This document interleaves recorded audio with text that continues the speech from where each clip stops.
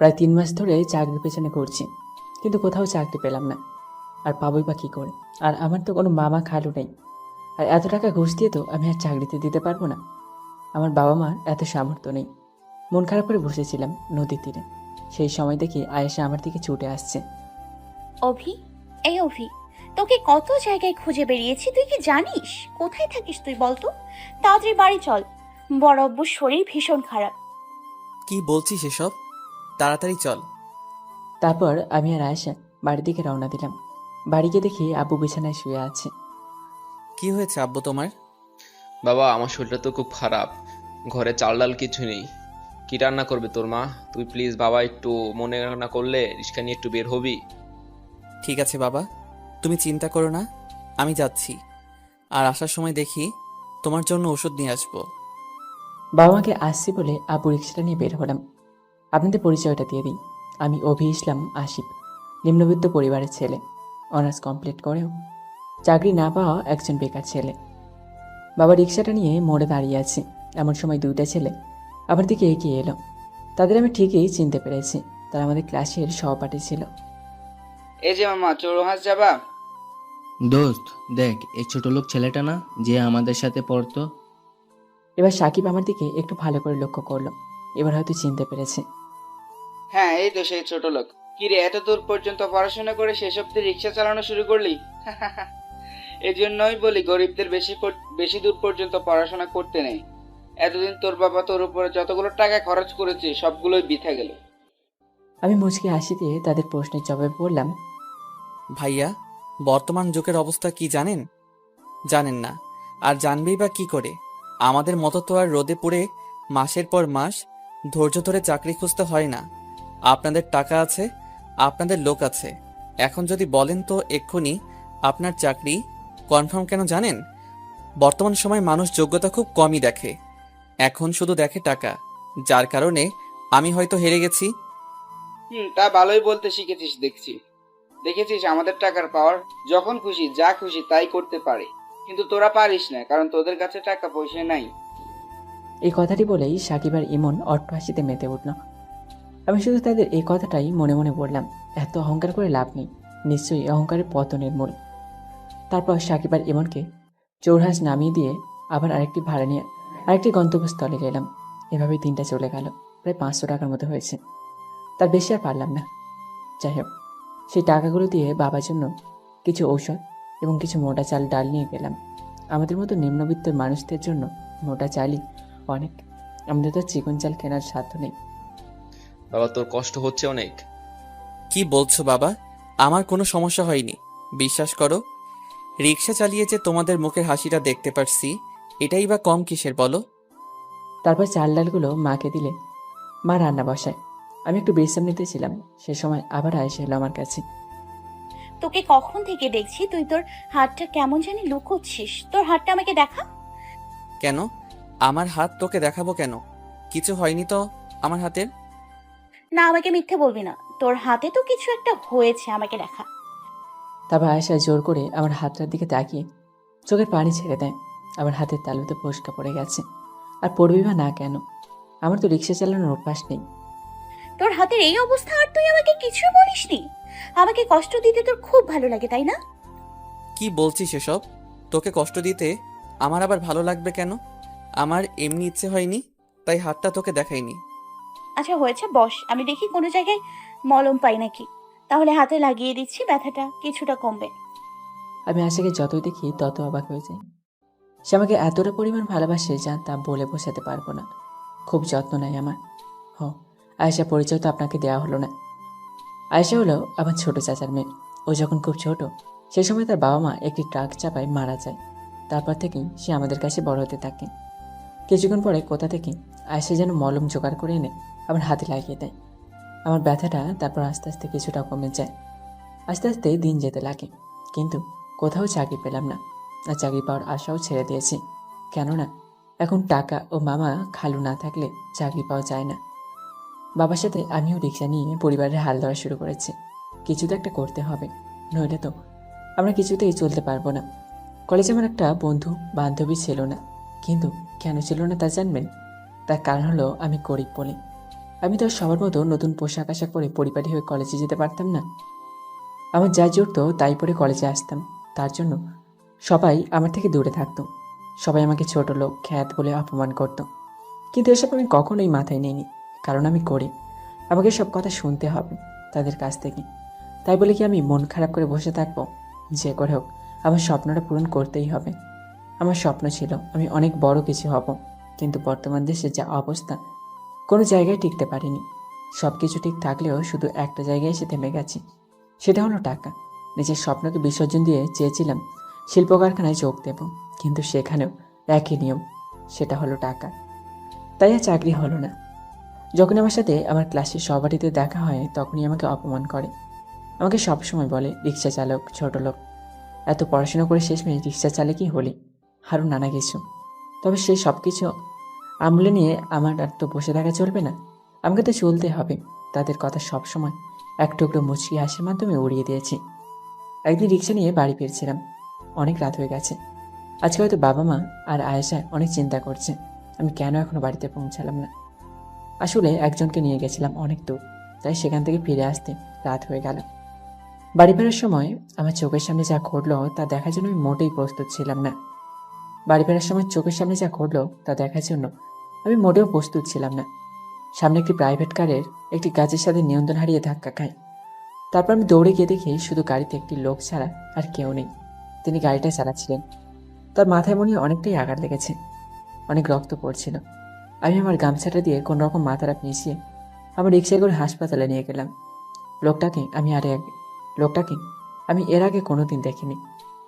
বাবা বারবার ফোন দিচ্ছে, এত রাত হয়ে গেছে, কেন ছেলেটা এখনো আসছে না। আমি ফোনটা তুলে দেখি প্রায় 30টার মতো মিস কল, সব বাবাই করেছে। তারপর আমি ফোন দিয়ে জানালাম যে হয়তো আমি আজকে বাড়ি নাও ফিরতে পারি। তিনি জানতে চাইলে আমি তাকে ঘটে যাওয়া ঘটনাগুলো সব কিছু বলি। তারপর সেই সময় একটি ডক্টর এলো আমার কাছে। আপনি যাকে হসপিটালে নিয়ে এসেছেন তিনি আপনার কে হন? উনি আমার কেউ হন না। তাহলে আপনি ওনাকে কোথায় পেলেন? আমি আমার রিক্সা নিয়ে বাড়ি ফিরছিলাম, সেই সময় দেখি তিনি গাছের সাথে অ্যাক্সিডেন্ট করেন। তারপর ঘটনাস্থল থেকে ওনাকে বের করে এনে এখানে ভর্তি করাই। তা ওনার পরিবারকে তো জানাতে হবে, প্লিজ তাড়াতাড়ি জানান। জি দেখছি। তারপর ডাক্তারটি চলে গেল। তারপর আমি ভাবতে লাগলাম, ওনার কাছে তো ফোন ছিল, তাহলে সেই ফোনটা নিশ্চয়ই গাড়িতে পড়ে আছে। তাই আমি আবার রিক্সা নিয়ে সেই স্থানে গেলাম। গিয়ে দেখি তার ফোনটা ভেঙে গুঁড়ো গুঁড়ো হয়ে গেছে। তারপর ওনার ফোনের সিমটা আমার ফোনে লাগিয়ে নিলাম। পরিবারের সবার নাম্বার সেভ করা ছিল, তেমন বেশি কষ্ট করতে হলো না। সেখানে ওয়াইফ নামে একটি নাম্বার সেভ করা ছিল, হয়তো ওনার স্ত্রী হবে, তাই ফোনটাই দিলাম। আসসালামু আলাইকুম। ওয়ালাইকুম আসসালাম। আপনি কে? এটা তো আমার স্বামীর নাম। আপনি কোথায় পেলেন এই নাম্বার?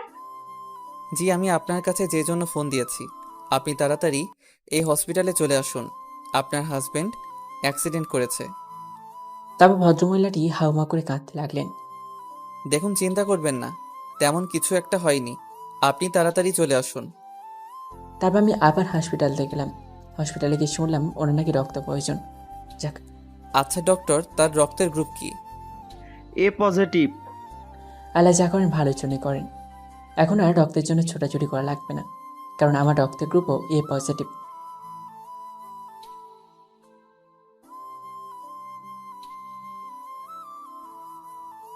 তাহলে তো খুব ভালো হয়, চলুন আমার সাথে। তারপর ডক্টর আমাকে একটি বেডে নিয়ে গেলেন। সেখানে আমার শরীর থেকে রক্ত নেওয়া হলো। অনেকক্ষণ ধরে রক্ত নেওয়ায় আমার শরীরটা কিছুটা দুর্বল হয়ে যায়, যার জন্য ডক্টর আমাকে রেস্ট নিতে বলেন। তারপর আমি ঘুমিয়ে পড়লাম। ঘুম থেকে উঠে দেখি সকাল হয়ে গেছে। এখনই চলে যাব। ঠিক সেই সময় মনে পড়ল ওই ভদ্রলোকটির কী অবস্থা, তা দেখে আসা উচিত। তারপর ওনার বেডে গিয়ে দেখি ওনার স্ত্রী ও সন্তান তার পাশে বসে আছে। তো এখন কেমন লাগছে তোমার? জি ম্যাম, আমার এখন একটু ভালো লাগছে। স্যারের জ্ঞান ফিরেছে কখন? এই তো ভোরবেলাতেই ওনার জ্ঞান ফিরেছে। তোমাকে কি বলে যে ধন্যবাদ দিব তা আমার জানা নেই। আল্লাহর কাছে লাখ লাখ শুক্রিয়া যে তোমার মতো ছেলে সেই সময় ওইখানে ছিল বলে আজ আমার স্বামীকে আমি জীবিত অবস্থায় দেখতে পাচ্ছি। এইসব বলে আমাকে ছোট করবেন না ম্যাম, মানুষ তো অবশ্যই মানুষের জন্যই, তাই না? তুমি একদম আমাদেরকে স্যার ম্যাডাম এসব বলে ডাকবে না।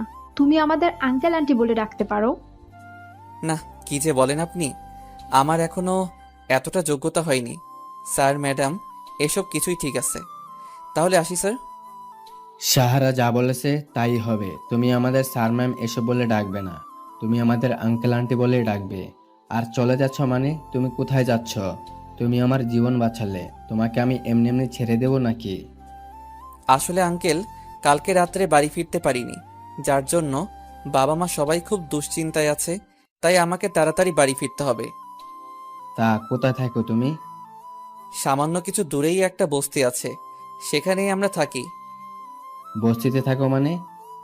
আমরা গরিব নিম্নবিত্ত, আমাদের বস্তি আসল ঠিকানা, আর আমরা সেখানেই থাকি। তোমার কথাবার্তা তো তোমাকে দেখে মনে হয় না তুমি বস্তির ছেলে।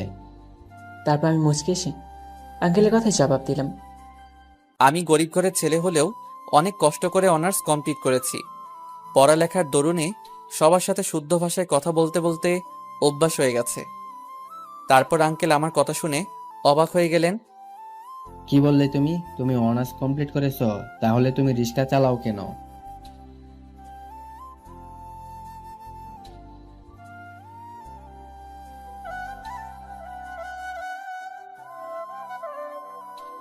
কেন, তুমি তো চাকরি বাকরিও করতে পারো, যেহেতু তোমার যোগ্যতা আছে, অনেক দূর পর্যন্ত পড়াশোনা আছে।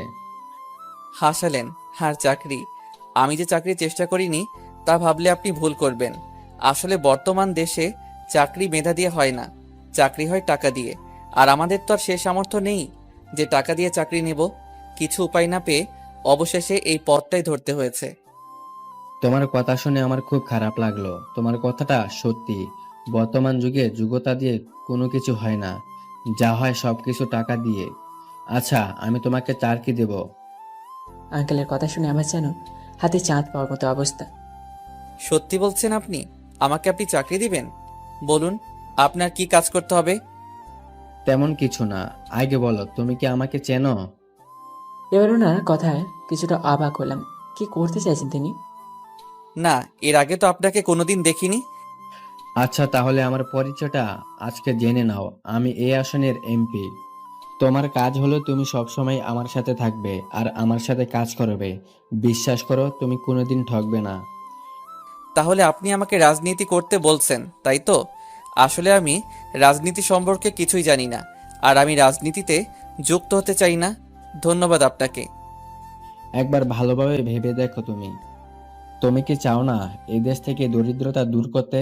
তুমি তো দেখো তোমার আশেপাশের কত মানুষ গরিব, তারা না খেয়ে মারা যায়, তারা এক টুকরো রুটির আশায় পথ চেয়ে থাকে। তুমি কি চাও না তাদের মুখে অন্ন তুলে দিতে? তুমি কি চাও না আমাদের এদেশ থেকে ঘুষ, প্রতারণা, অর্থনৈতিক কাজ তুলে দিতে? তুমি কি চাও না যে তোমার মতো আরো অনেক গরিব ছেলে চাকরি না পেয়ে পথে ঘুরুক? না, আমি এসব কিছু চাই না। আমি চাই আমাদের এই দেশটাতে শুধু শান্তি প্রতিষ্ঠিত হোক। আমি চাই না কোনো মেধা, কোনো যোগ্যতা টাকার কাছে হেরে যাক। আমি চাই না এই দেশের গরিব না খেয়ে মরুক। আর আমি চাই না এই দেশের গরিব মানুষ, বিশেষ করে বৃদ্ধরা, যারা না খেয়ে অন্যের দুয়ারে দুয়ারে ঘুরে, তাদের মুখে আমি অন্ন তুলে দিতে চাই। কিন্তু আমার কাছে এই স্বপ্নটা দেখা অনেক সহজ, কিন্তু বাস্তবতা অনেক কঠিন, আকাশ পাতাল তফাৎ। এটা আমার স্বপ্ন হলেও আমার পূরণ করার সাধ্য নেই। শোনো, আমি তোমাকে এই স্বপ্ন পূরণ করার পথ দিতে পারি, কোনো অসৎ উপায়ে নয়, অবশ্যই সৎ উপায়ে। আর তুমি নিশ্চয়ই আশা চৌধুরীর নাম শুনেছ? হ্যাঁ, আমি শুনেছিলাম কোনো এলাকার নাকি এমপি। যথেষ্ট ভালো মানুষ উনি, অনেক শুনেছি ওনার ব্যাপারে। ওনার মতো সবাই হলে দেশটা আর এমন থাকতো না, কিন্তু চোখে দেখিনি কোনোদিন। যদি বলি আমি সেই ব্যক্তি, তাহলে তুমি কি বিশ্বাস করবে? এবার আমি ওনার কথায় কিছুটা অবাক হয়ে গেলাম। তাহলে কি আপনি সত্যি সেই আসাদ চৌধুরী? হ্যাঁ, তুমি ঠিকই ধরেছ, আমি সেই আশা চৌধুরী। তাহলে এবার আমার সাথে তোমার কাজ করতে কোনো আপত্তি নেই তো? তারপর কিছুক্ষণ ভাবলাম, ভাবার পরে কি মনে করে জানি তার কথায় সায় দিলাম। ঠিক আছে, আমি আপনার সাথে দেশের উন্নয়নের জন্য কাজ করতে রাজি আছি।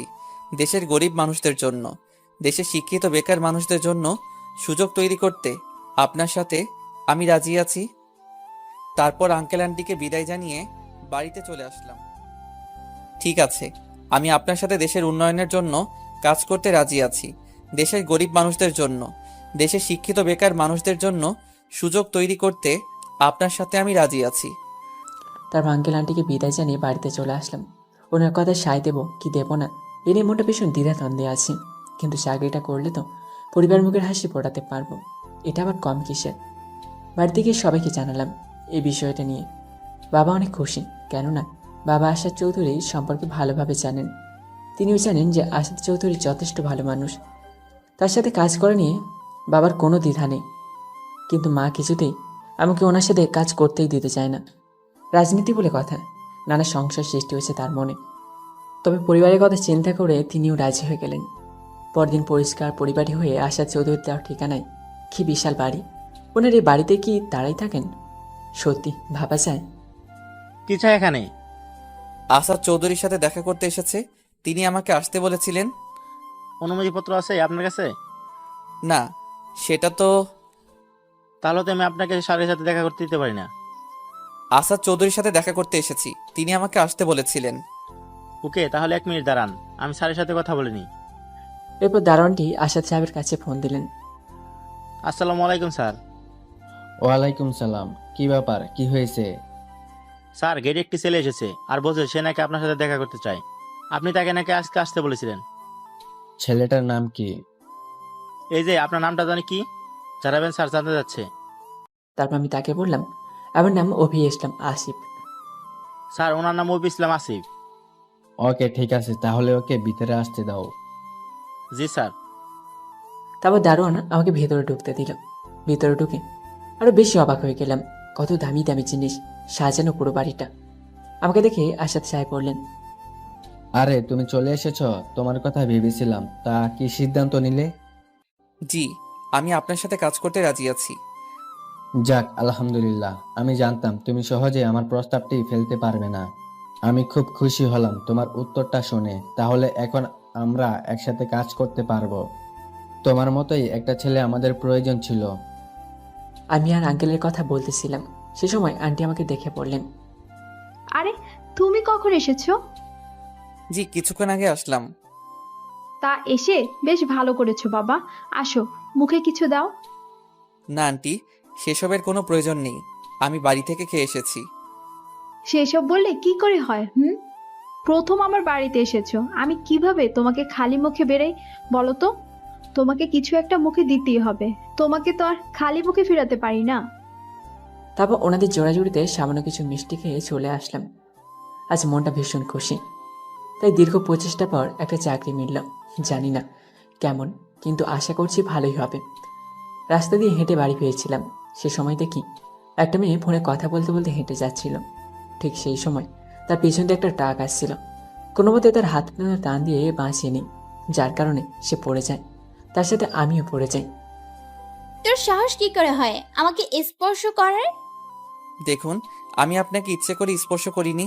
আপনি ফোনে কথা বলতে বলতে মাঝ রাস্তায় চলে যাচ্ছিলেন, ঠিক সেই সময় ট্রাক পেছন থেকে আসছিল। আমি যদি আপনাকে ধরে টান না দিতাম তাহলে নিশ্চয়ই এতক্ষণ একটা অঘটন ঘটে যেত। দেখে তো মনে হচ্ছে কোনো এক ছোট লোকের বাচ্চা তার তোর পোশাক আশাকেই বলে দিচ্ছে। তোদের মতো ছোট লোকদের ভালো করে চেনা আছে আমার, যত সব। এসব কথাগুলো বলেই মেয়েটি চলে গেল। এ যে এখনকার উপকারিতার ফল। যাই হোক, বাসে পৌঁছালাম।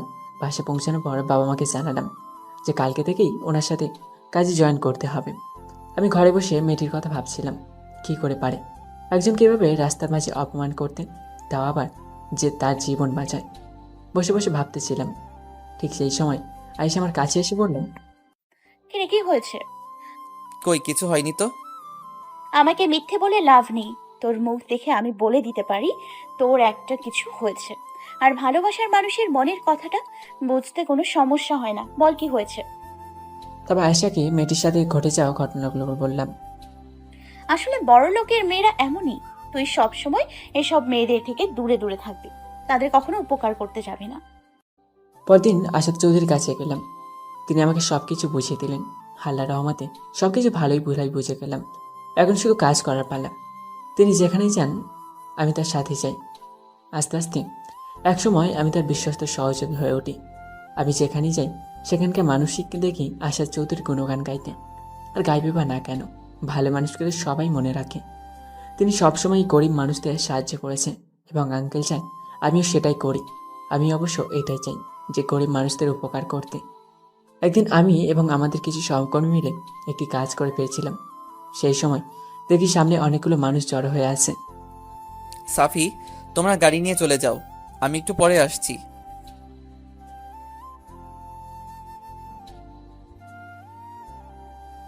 তোমাদের এত চিন্তা করতে হবে না, আমি কিছুক্ষণ পরে ঠিক আসছি, তোমরা যাও প্লিজ। তবে আমার সহকর্মীগুলো সবাই চলে গেল। আমি আস্তে আস্তে ভিড় ঠেলে ভিতরে যেতে লাগলাম। এদিকে একটা যুবক ছেলে অ্যাক্সিডেন্ট হয়ে পড়ে আছে। তার পাশে হয়তো উনি, ওর মা ও বোন কাঁদছে আর সাহায্য চাইছে, কিন্তু কেউ সাহায্য করছে না। সবাই দাঁড়িয়ে দাঁড়িয়ে দেখছে, কেউ কেউ ভিডিও করছে, আবার কেউ কেউ ফেসবুক লাইভে চলে গেছেন এসব নিয়ে। আমার ভীষণ রাগ উঠল। এসব দেখে আমরা কোন দেশে বসবাস করছি, কোন সময় বসবাস করছি। তাকে সাহায্য করার মতো কেউ নেই। সবাই শুধু তাকিয়ে তাকিয়ে দেখছে। না, এদের বলে সময় নষ্ট করে লাভ হবে না, আমাকে কিছু একটা করতে হবে। আমি ছেলেটিকে কোলে তুলে নিয়ে একটি সিএনজি রাখলাম, তারপর হাসপাতালে নিয়ে গেলাম। মা ও বোন কেঁদেই চলেছে। প্লিজ, আপনারা কাঁদবেন না, আপনারা শান্ত হন। দেখুন, আপনার ছেলের কিছু হবে না, আল্লাহর রহমতে সব কিছু ঠিক হয়ে যাবে। ডক্টর, ছেলেটা কেমন আছে? ওর অবস্থা ভীষণ খারাপ, মাথায় ভীষণভাবে চোট পেয়েছে। আমাদের খুব শীঘ্রই অপারেশন করতে হবে, নইলে ছেলেটাকে হয়তো বাঁচাতে পারবো না। ডক্টরের কথাগুলো শুনে ছেলেটির মা ও বোন হাউমাউ করে কেঁদে দিল। বাবা, আমার ছেলে ছাড়া আমাদের দেখাশোনা করার কেউ নাই। সেই ছোটবেলা তার আব্বাই মারা যায়। আমার ছেলেরা ছাড়া আমাদের পৃথিবী অচল।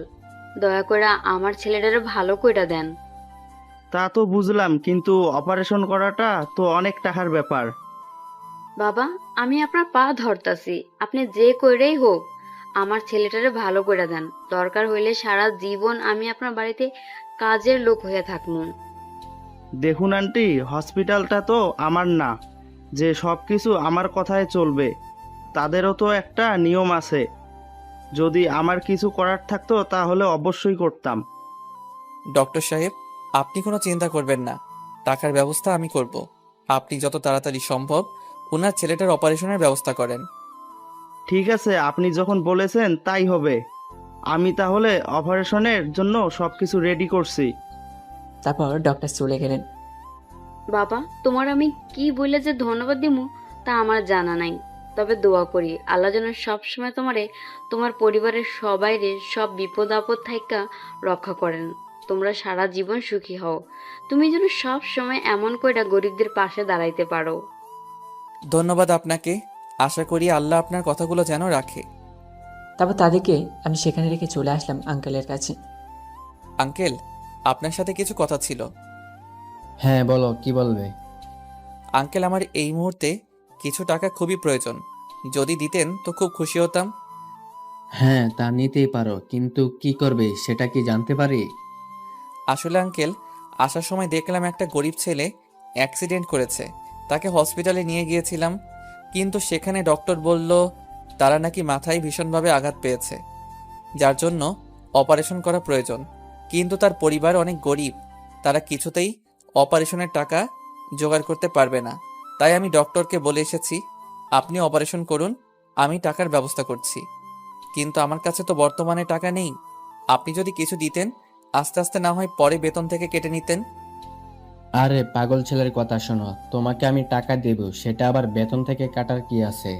কত টাকা লাগবে বলো, আমি ম্যানেজারকে বলছি দিয়ে দিতে। এই লোকটিকে যতই দেখছি ততই অবাক হচ্ছি। আল্লাহকে এনাকে কী দিয়ে করেছেন একমাত্র আল্লাহ জানেন।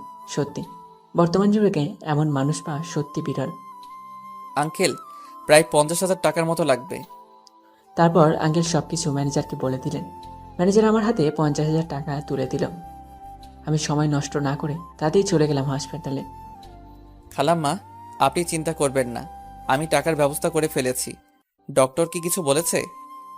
না বাবা, ডাক্তার বাবুরা অপারেশন করতেছে, এখনো বাহির হয় নাই। ঠিক আছে, আপনারা এখানে থাকুন, আমি টাকাগুলো চেম্বারে দিয়ে আসি। তারপর সব কিছু হিসাব নিকাশ করে সব ধরনের নিয়মকানুন মেনে চলে আসলাম। কিছুক্ষণ পরে অপারেশন থিয়েটার থেকে ডক্টর বের হলেন। ওনার অপারেশন হয়ে গেছে, এখন শুধু জ্ঞান ফেরার অপেক্ষায়, তারপর সব কিছু জানা যাবে। বাবা, আমরা কি আমার ছেলের কাছে যাইতে পারি? জি যেতে পারেন, তবে কোনো কথা বলা চলবে না, তার সামনে চুপচাপ থাকতে হবে। তারপর ছেলেটিকে অপারেশন থিয়েটারে থেকে বেডে নিয়ে যাওয়া হয়। সেখানে তাকে রেস্ট নিতে দেওয়া হয়। অনেক রাত হয়ে গেছে, বাড়ি যেতে হবে, নইলে আবারও বাবা মা দুশ্চিন্তা করবে। কিন্তু এদের তো এভাবে রেখে চলে যেতে পারি না।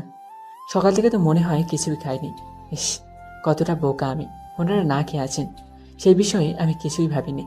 আর দেরি না করে বাইরে থেকে কিছু ফলমূল আর খাবার নিয়ে এলাম। খালাম্মা, আপনারা তো সকাল থেকে কিছু খাননি, এই নিন আপনাদের জন্য খাবার নিয়ে এসেছি, আপনারা খেয়ে নিন। বাবা, তুমি আমাদের জন্য এত কিছু করলা, তার জন্য আমি অনেক ঋণী তোমার কাছে। কিন্তু আবার এই খাবারগুলা কেন আনতে গেলা? খালাম্মা, আপনারা সকাল থেকে না খেয়ে আছেন, এখান থেকে তো আপনারা কোথাও যাননি, তাই ভাবলাম এখানে তো আপনাদের আর কেউ খাবার দিয়ে যাবে না, তাই আপনাদের জন্য খাবার নিয়ে এসেছি। আমাকে আর একটা ছেলে মনে করে এই খাবারগুলো খেয়ে নিন প্লিজ। তবে ছেলেটির বোন আমাকে জড়িয়ে ধরল।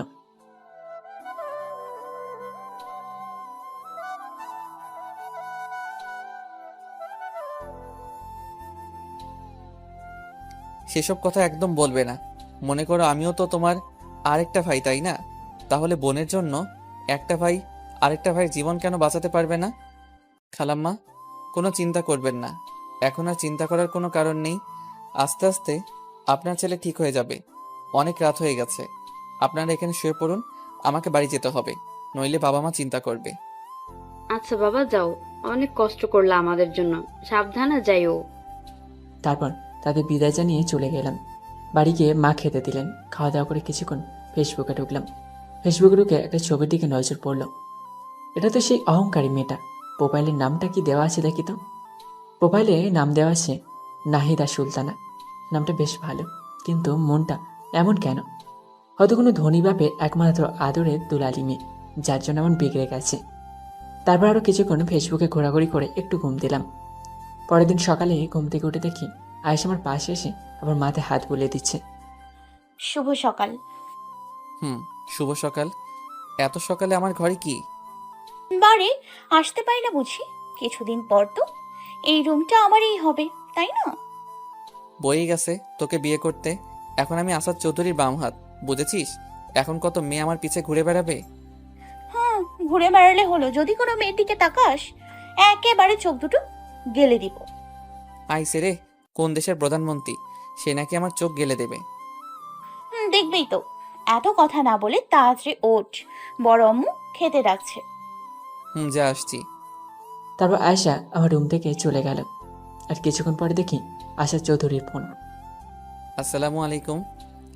ওয়ালাইকুম সালাম। আঙ্কেল, এত সকালে ফোন দিলেন, কিছু কি হয়েছে? না, কিছু হয়নি। কালকে রাত্রে আমার এক বন্ধু ফোন দিয়েছে, তার মেয়েরা নাকি বিয়েতে, তাই সেখানে যেতে হবে। তাই ভেবেছিলাম কি তুমি চলে এসো আমাদের সাথে। কিন্তু আমি কি করে যাব বলুন তো? এত বড় অনুষ্ঠানে আমাকে নিয়ে যাওয়া কি উচিত হবে? দেখো, এসব কথা বলো না, তোমাকে আমাদের সাথে যেতে হবে, না হলে কিন্তু তোমার আন্টি তোমার ওপর ভীষণ রাগ করবে। আচ্ছা ঠিক আছে, আমি রেডি হয়ে চলে আসছি। আচ্ছা, চলে এসো তাড়াতাড়ি। মা, কি রেঁধেছ? তাড়াতাড়ি খেতে দাও, এক জায়গায় যেতে হবে। এত সকালে আবার কোথায় যাবি? আসাদ আঙ্কেল ফোন করেছিল, তার নাকি এক বন্ধুর মেয়ের বিয়ে, সেখানে নাকি আমাকেও যেতে হবে। যেতে চাইলাম না, তবু যেতে হচ্ছে, নইলে আন্টি রাগ করবে। আচ্ছা যা, সাবধানে চলাফেরা করিস। জানিসই তো বড়লোকের ব্যাপার স্যাপার, সেখানে কত ধরনের মানুষ আসবে, ভেবে দেখ তো।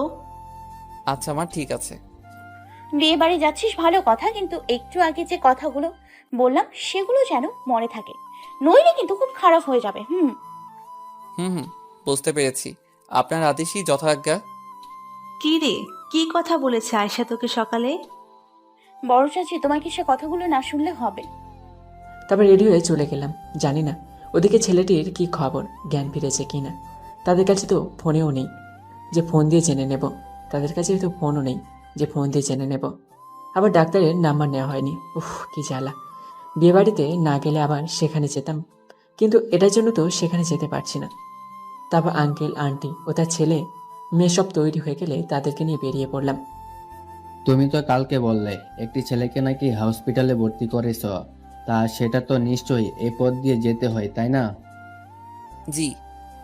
তাহলে চলো, যাবার সময় না হয় তাদের সাথে একবার দেখা করেই যাই, কি অবস্থা ছেলেটার। সত্যি কি আপনি যাবেন? হ্যাঁ, অবশ্যই। কিন্তু এভাবে আপনার কি যাওয়া ঠিক হবে? আফটার অল আপনি এই জায়গার এমপি। কোনো সেফটি ছাড়া তো আপনাকে এভাবে নিয়ে যাওয়া ঠিক না। আমি হসপিটালে কোনো এমপির পরিচয়ে ঢুকবো না, আমি ঢুকবো একটি সাধারণ মানুষ হিসেবে। তুমি হসপিটালের সামনে নামবে। ঠিক আছে। তারপর আঙ্কেলের কথা মতো হসপিটালে নিয়ে গেলাম। আঙ্কেল গাড়ি থেকে নেমে হসপিটালে ঢুকতেই সবাই যেন তার সামনে জড়ো হয়ে গেল। কি ব্যাপার, তোমরা আমাকে দেখে দৌড়ে আসলে কেন, নিজেদের কাজ ফেলে?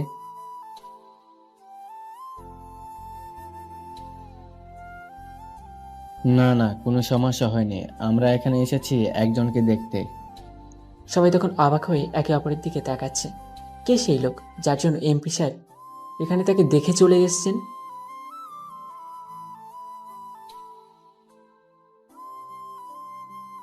তার পরিচয় হলো একটি গরিব ছেলে, সে অ্যাক্সিডেন্ট করে হসপিটালে ভর্তি হয়েছে। এই যে একে দেখতে পাচ্ছেন, এই ছেলেটাই কালকে একটি ছেলেকে এই হসপিটালে ভর্তি করেছে এবং তাকে আমি দেখতে এসেছি। প্লিজ আপনারা এবার আপনাদের কাজে যান। তারপর আঙ্কেলের কথা মতো সবাই নিজেদের কাজে চলে গেল। আমি আঙ্কেল, আন্টি, নূপুর ও রনি, আঙ্কেলের ছেলের নাম ও মেয়ের নাম, রুমে ঢুকলাম। আমাকে দেখে খালামা কিছুটা খুশি হন। তারপর আঙ্কেলকে দেখে অবাক হয়ে যান। স্বয়ং অত্র এলাকার এমপি এখানে এসেছে তার ছেলেকে দেখতে। জি স্যার, আল্লাহর রহমতে এখন খুব ভালো আছে। আমাকে দেখে খুব অবাক হয়েছো, তাই না? তা তো একটু অবাক হয়েছি, কারণ আমাদের এমপি সাহেব যে আমার ছেলেটা দেখতে আইছে। আপনার ছেলের কখন জ্ঞান ফিরেছে খালাম্মা? এই তো ভোরের দিকে জ্ঞান ফিরে আইছে। তবে আঙ্কেল ডক্টরদের সব কিছু বলে দিলেন যেন হাসপাতালে সব রোগীদের ঠিকমতো চিকিৎসা করা হয়। তারপর ছেলেটি ও তাদের পরিবারের থেকে বিদায় জানিয়ে আমরা আবার রওনা হলাম বিয়ে বাড়িতে। গাড়ি থেকে নেমেই যেন অবাক হয়ে চেয়ে রইলাম। বাড়িটা বিশাল, আবার এমনভাবে আলোকসজ্জায় সজ্জিত করা হয়েছে যে চোখ ফেরানো দেয়। তারপর আমি আঙ্কেল আন্টি সবাই মিলে বাড়িতে প্রবেশ করলাম। গেট থেকে শুরু করে বাড়ির মেন দরজা পর্যন্ত সবাই ফুল নিয়ে দাঁড়িয়ে আছে আঙ্কেলকে স্বাগত জানানোর জন্য। এখানে কত এলাকার কত নামি দামি লোকজন এসেছে কে জানে। এদের সাথে আমার স্ট্যাটাস কিছুতেই মেলে না। আরে আসাচ্ছে, কেমন আছিস বল? আরে ভাই, আমি খুব ভালো আছি, তুই কেমন আছিস? আমি খুব ভালো আছি। তোরা এসেছিস শুনে খুব ভালো লাগলো। বাই দ্য ওয়ে, আমি যদি কোনো ভুল না করি তাহলে এই সেই অভি। হ্যাঁ, এই ছেলেটা অভি, বড্ড ভালো একটা ছেলে। গরিব ঘরের ছেলে, অনেক দূর পর্যন্ত পড়াশোনা করেছে কিন্তু চাকরি পাচ্ছিল না, তাই আমি তাকে দেখে আমার পছন্দ হয়ে যায়, তাই তাকে আমার সাথে যুক্ত করে নিলাম। ও রিয়েলি? তুমি তাহলে সেই দিন আমার বন্ধুর জীবন বাঁচিয়েছিলে। কি বলে যে তোমাকে ধন্যবাদ দেবো বুঝতে পারছি না। তোমার জন্য আজ আমার বন্ধুকে দেখতে পাচ্ছি। এসব বলে আমাকে লজ্জা দেবেন না। আর মানুষ তো মানুষের জন্যই, তাই না? যদি আমরা একে অপরের বিপদে না আসতে পারি তাহলে আমরা কিভাবে মনুষ্যত্বের মধ্যে পড়ি? বাহ, বেশ ভালো কথা বলতে পারো তো তুমি। ওই একটু একটু আটকি। অভি শোনো, আমি আর তোমার আন্টি মিলে ওই দিকটা গেলাম, তুমি এদিকে ঘোরাঘুরি করো, কেমন? জি আঙ্কেল, আপনারা নিশ্চিন্তে যান। তারপর আঙ্কেল আন্টি গল্প করতে করতে অন্যদিকে চলে গেলেন। আর নূপুর ও রনি, ওদের কথা কি বলবো, বাচ্চা ছেলে মেয়ে, তাই তারা অন্য বাচ্চাদের সাথে ছোটাছুটি করছে। বাড়ির ডান দিকে একটি খোলা আকাশের মতো কিছু দেখতে পেলাম। যাই ওদিকটাতে গিয়ে বসি। বাইরের দিকে আসতে দেখলাম আমার সমবয়সী কিছু ছেলে মেয়ে এখানে গান বাজনা করছে। আমি সেখানে দাঁড়িয়ে কিছুক্ষণ তাদের দেখতে থাকলাম। ঠিক সেই সময় কি থেকে কি হয়ে গেল বুঝতে পারলাম না। ঠাস ঠাস, চোখে দেখতে পারিস না? কানা নাকি? দিলি তো আমার জামা জুতো নষ্ট করে। তখন সেই ছেলে মেয়েগুলো গান বাজনা বন্ধ করে আমাদের দিকে অবাক দৃষ্টিতে তাকিয়ে আছে। আমি তো ইচ্ছে করে কিছু করিনি। সরি, আসলে আমি ইচ্ছে করে কিছুই করিনি। পা পিছলে তাল সামলাতে না পেরে আপনার সাথে ধাক্কা লেগে যায়, যার কারণে এমন হলো। আমি সত্যি অনেক দুঃখিত। ছোট লোকের বাচ্চা, আমার জুতোয় কাদা লাগিয়ে বড় বড় কথা বলছিস? তাছাড়া তুই কে? তোকে তো এখানে ইনভাইট করা হয়নি, তুই এখানে ঢুকলি কি করে?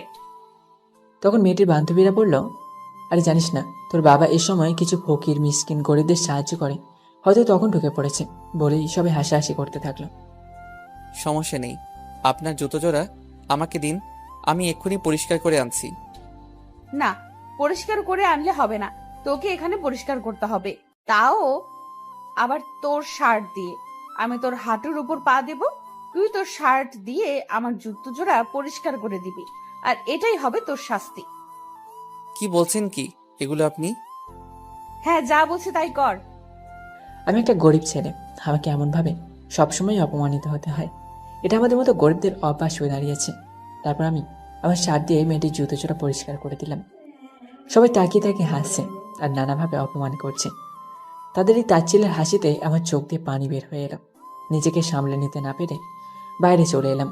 না, থাকবো না, আমি এই বিয়ে বাড়িতে পারবো না আমি এভাবে অপমান সহ্য করতে। এদিকে আমি যে মেয়েটির জুতো জোড়া শার্ট দিয়ে মুছে দিয়েছি, সেটা মেয়েটির বাবা অর্থাৎ আঙ্কেলের বন্ধু দেখে ফেলে। ঠাস ঠাস।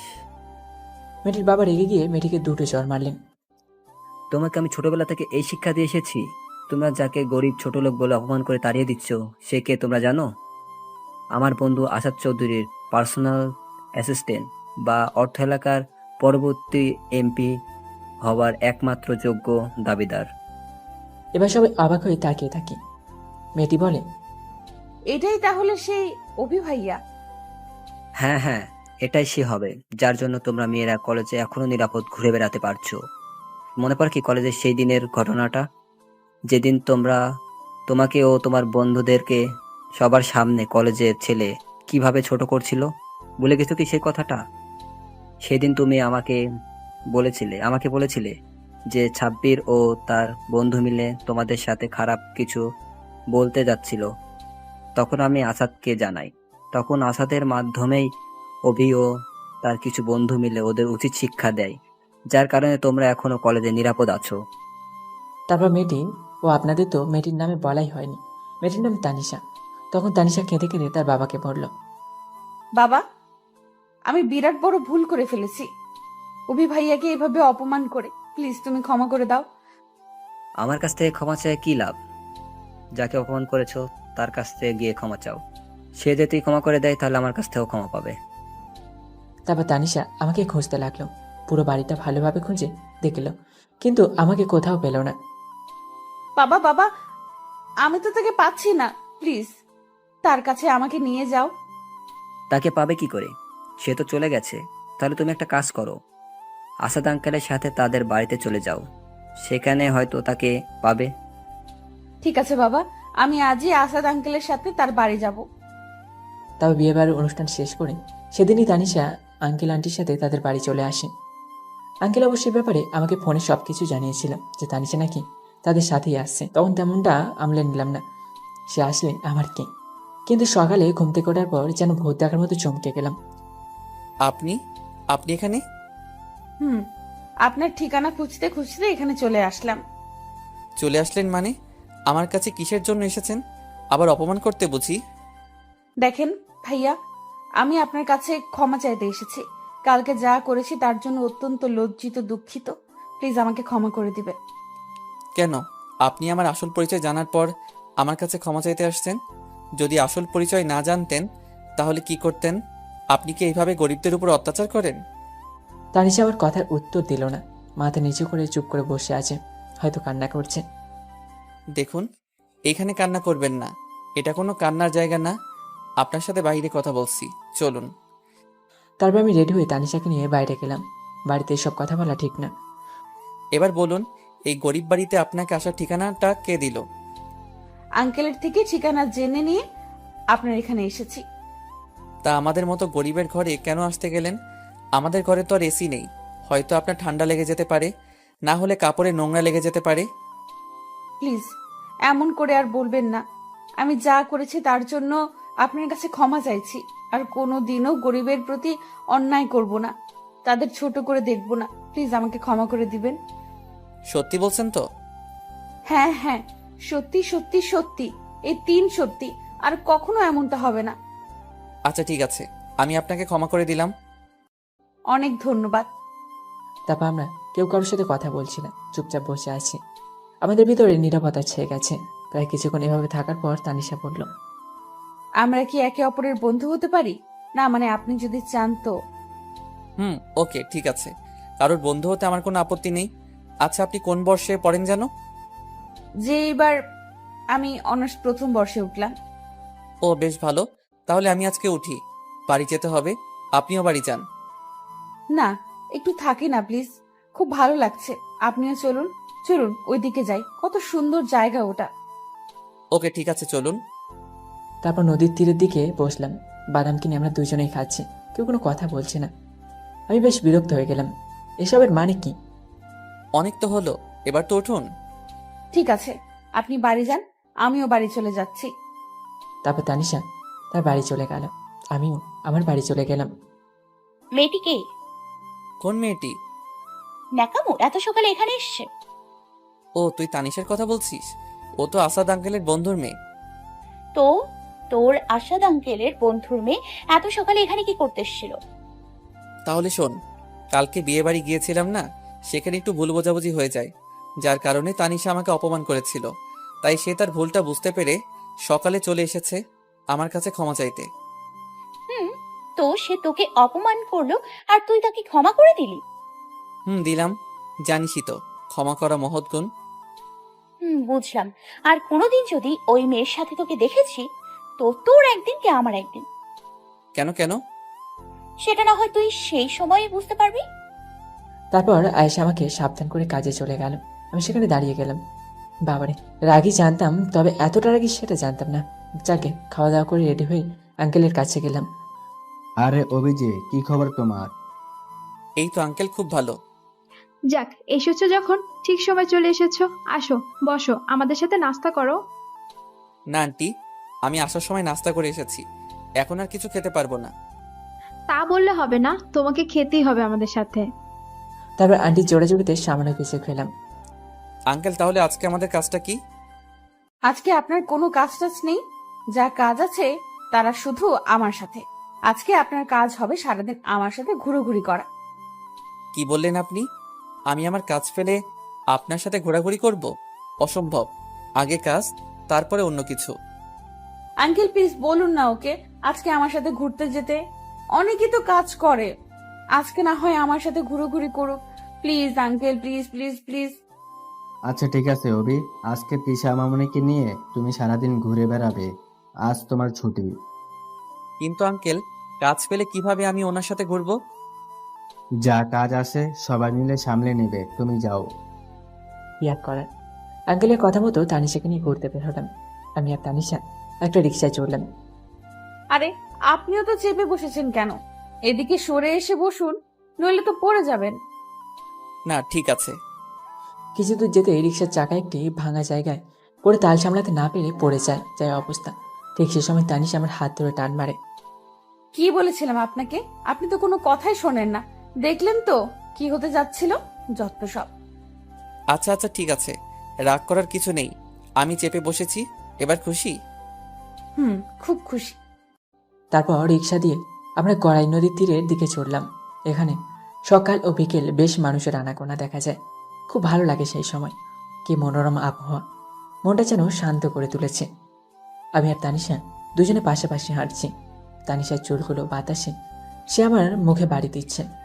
কিছুটা অস্বস্তি ফিল হচ্ছে, সেটা বুঝতে পেরে তানিশা তার চুলগুলো ঠিক করে একটু ফাঁকা হয়ে দাঁড়ালো। আচ্ছা একটা কথা বলবো। জি বলুন। আপনি কি কাউকে ভালোবাসেন? ভালোবাসি কিনা জানি না, কিন্তু একজনকে বেশ ভালো লাগে। আচ্ছা তাই নাকি? তা কে সে? একদিনে এত কিছু জেনে নিবেন?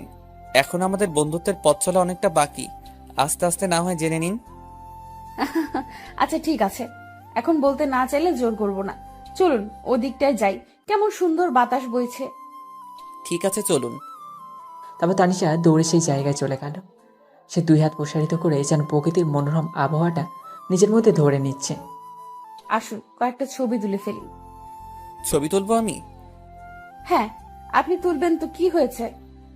না মানে আমি ভালো ছবি তুলতে পারি না, আমার ছবি তোলা দেখলে আপনার রাগ উঠে যাবে।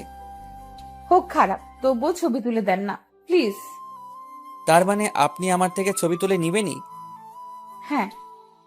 তারপর তানিশা ইচ্ছে মতো কয়েকটা স্টাইল দিল। আমি তার ছবি তুলে নিলাম। ইউ চিটার শয়তান, মিথ্যা কথা বলা হচ্ছিল। কি বলেছিলেন আপনি? ছবি তুলতে পারেন না? তাহলে এগুলো কি বদমাইশ? এগুলোকে ছবি বলে? ইয়াক থু। এই দেখুন, আমার ছবিটা কিন্তু অপমান করবেন না বলে দিলাম। আর ধন্যবাদ এত সুন্দর করে ছবি তুলে দেওয়ার জন্য। আসুন আরো কয়েকটা ছবি তুলবো। এবার আমি আর আপনি একসাথে থাকবো। এই না না, এবার কিন্তু বেশি বেশি হয়ে যাচ্ছে, প্লিজ। আমি যখন আপনার সাথে এসেছি তো আপনার সাথে ছবি তুলবো তুলবো তুলবো।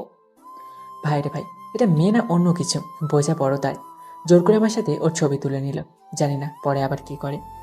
অনেক ঘোরাঘুরি করলাম আমি আর তানিশা। দুপুর হয়ে গেল। তারপর আমি আর তানিশা একটা রেস্টুরেন্টে ঢুকে লাঞ্চ করে বাসায় পেয়েছিলাম। ঠিক সেই সময় আমাদের পথ আটকায় আরভিন। কিরে তুই তুই আমাদের পথ আটকালি কেন? এমনি ইচ্ছে হলো তাই। বাবা, এটা কি গার্লফ্রেন্ড নাকি? বেশ সুন্দর তো, একটু ছুঁয়ে দেখি কেমন।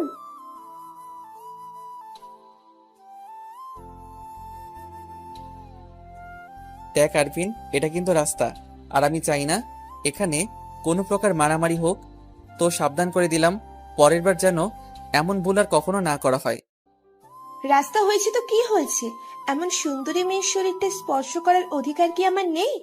আহ, যদি তোমাকে এক রাতের জন্য আমার কাছে পেতাম তাহলে দিল খুশ হয়ে যেত। এবার আমার মাথায় রাগ চেপে গেল। আর আমি যখন রেগে যাই তো নিজেকে কন্ট্রোল করতে পারি না। রাস্তার মাঝখানে ডিভাইডারের লোহার কিছু পড়েছিল। তারপর আমি সেটা দিয়ে তার হাতের কবজি গায়ে দিলাম বাড়ি দেওয়ার সাথে সাথে সে তার হাত নিয়ে কোঁকাচ্ছে। তারপর তার মাথা বরাবর একটা বাড়ি দিলাম। মাথায় বাড়িটা আসতেই ছিল, কিন্তু সেই জিনিসটাই লোহা হয় তার মাথাটা ফেটে যায়। তারপর তার সাথে থাকা কয়েকজন ভয় পেয়ে যায়, কারণ তাদেরকে একদিন এমন অবস্থা করেছিলাম। শোন, তোরা তোদের বন্ধুকে সোজা হাসপাতালে নিয়ে গিয়ে ট্রিটমেন্ট করবি, আর জ্ঞান ফেরার পর বলবি কোনো সময় যেন কোনো মেয়েকে এইভাবে অসম্মান না করে। যদি আমার চোখে পড়ে বা আমার কানে খবর যায় তাহলে আজকের কথাটা মনে রাখতে বলিস। আর হ্যাঁ, আমাদের শত্রুতাটা রাজনীতি নিয়ে, তো বাইরের কিছু নিয়ে যেন নেক্সট টাইম এমন কিছু করা না হয়। তো পরের বার ভালো হবে না বলে দিলাম। তারপর তারা আরপিনকে ধরে হসপিটালে নেয়। আর আমি আর তানিশা সেখান থেকে চলে আসলাম। আসার সময় বারবার তানিশা কেমন যেন করে আমার দিকে তাকাচ্ছিল। কি হয়েছে, এমন করে তাকাচ্ছেন কেন? শরীর খারাপ লাগছে? ডাক্তারের কাছে নিয়ে যাব? না মানে, আপনি যে ওই ছেলেটাকে এমন ভাবে মারলেন তা দেখে আমি চমকে গেছি। আপনার মতো ছেলেও এমন ভাবে কাউকে মারতে পারে তা জানা ছিল না। আচ্ছা, ছেলেটাকে আর আপনি ওনাকে চিনেনই বা কি করে?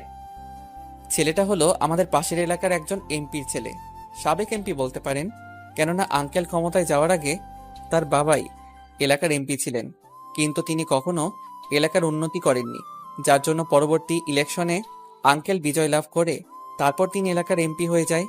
তারপর থেকেই উনার আর উনার ছেলের আঙ্কেলের প্রতি রাগ সৃষ্টি হয়, আর এই কারণেই ছেলেটির সাথে আমার মাঝে দ্বন্দ্ব সৃষ্টি হয়েছে, আর এভাবে তাকে আমি চিনি।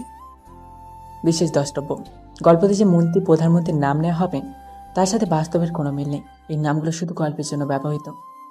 আমি আর তানিশা বাসায় গেলাম আঙ্কেলের ওখানে। গিয়ে দেখি রনি টিভি দেখছে। রনি, কি করো? এই তো ভাইয়া, মোটু পাতলো দেখি। হ্যাঁ, তোমাদের কাজ তো সারাদিন মোটু পাত্র দেখা। দেখি রিমোটটা 1 মিনিটের জন্য। তারপর রনি আমাকে রিমোটটা দিলে আমি একটু চ্যানেল ঘোরাঘুরি করছিলাম। ঠিক সেই সময় একটা চ্যানেলে চোখ আটকে যায়। নিজের হেডলাইনে রাখা এইমাত্র পাওয়া কুষ্টিয়া 01 আসনের এমপি পিএ হাতে কুষ্টিয়া 01 আসনের সাবেক এমপির ছেলে আহত। আরে অভি, এটা তুমি কি করছো? কেন আঙ্কেল, আমি কি কোনো ভুল করেছি? সঠিক নাকি ভুল সেটা বুঝতে পারছি না, কিন্তু যেটা তুমি করেছো সেটা কিন্তু অন্যায়। আঙ্কেল, আমি কি করতাম বলুন? সে যেভাবে তানিশাকে অপমান করেছিল, নোংরা কথা বলেছিল, তার জন্য আমি চুপ থাকতে পারিনি। রাগের বশে তাকে এমনটা করেছি। আচ্ছা, যা হওয়ার হয়েছে সেটা নিয়ে মাথা ঘামিয়ে লাভ নেই। তা বাসা পৌঁছে দিয়ে আসার জন্য ড্রাইভার পাঠাবো যদি আবার রাস্তায় কোনো কিছু হয়। না আঙ্কেল, তার কোনো দরকার নেই, চিন্তা করবেন না, তেমন কিছু হবে না। আমি তাহলে আজকে আসি আঙ্কেল। আচ্ছা, তো ভালোভাবে যেও। তারপর আঙ্কেলের বাড়ি থেকে বের হয়ে রিক্সা খুঁজলাম, কিন্তু পেলাম না। কি আর করার, হেঁটে যেতে হবে। তো হেঁটে যেতেছিলাম, যেতে যেতেই সামনে সব প্রেসের লোক আমাকে ঘিরে ধরে।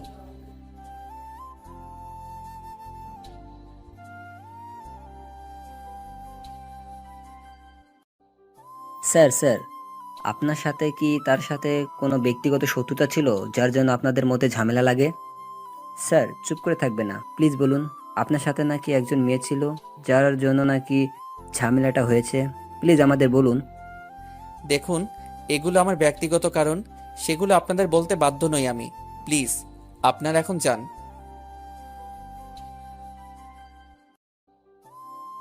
উফ, কতবার বলবো আপনাদেরকে, আপনারা কি শুনতে পান না?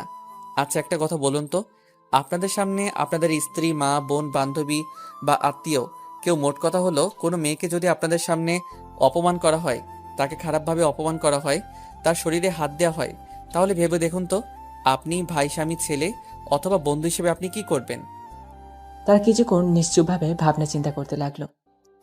কি হলো বলুন, আপনারা কি চাইবেন আপনার সামনে আপনার স্ত্রী, বোন, মা অথবা কোনো মেয়ে অপমানিত হোক? অনেকেই আছে চাইবে না, আবার অনেকেই আছে চাইবে। তো আপনি যদি একজন দায়িত্বশীল ছেলে, ভাই, বন্ধু অথবা স্বামী হন, তাহলে আপনাদের কি করা উচিত তা আপনারা নিশ্চয়ই বুঝতে পেরেছেন। আশা করি আপনাদের আর কোনো প্রশ্ন নেই।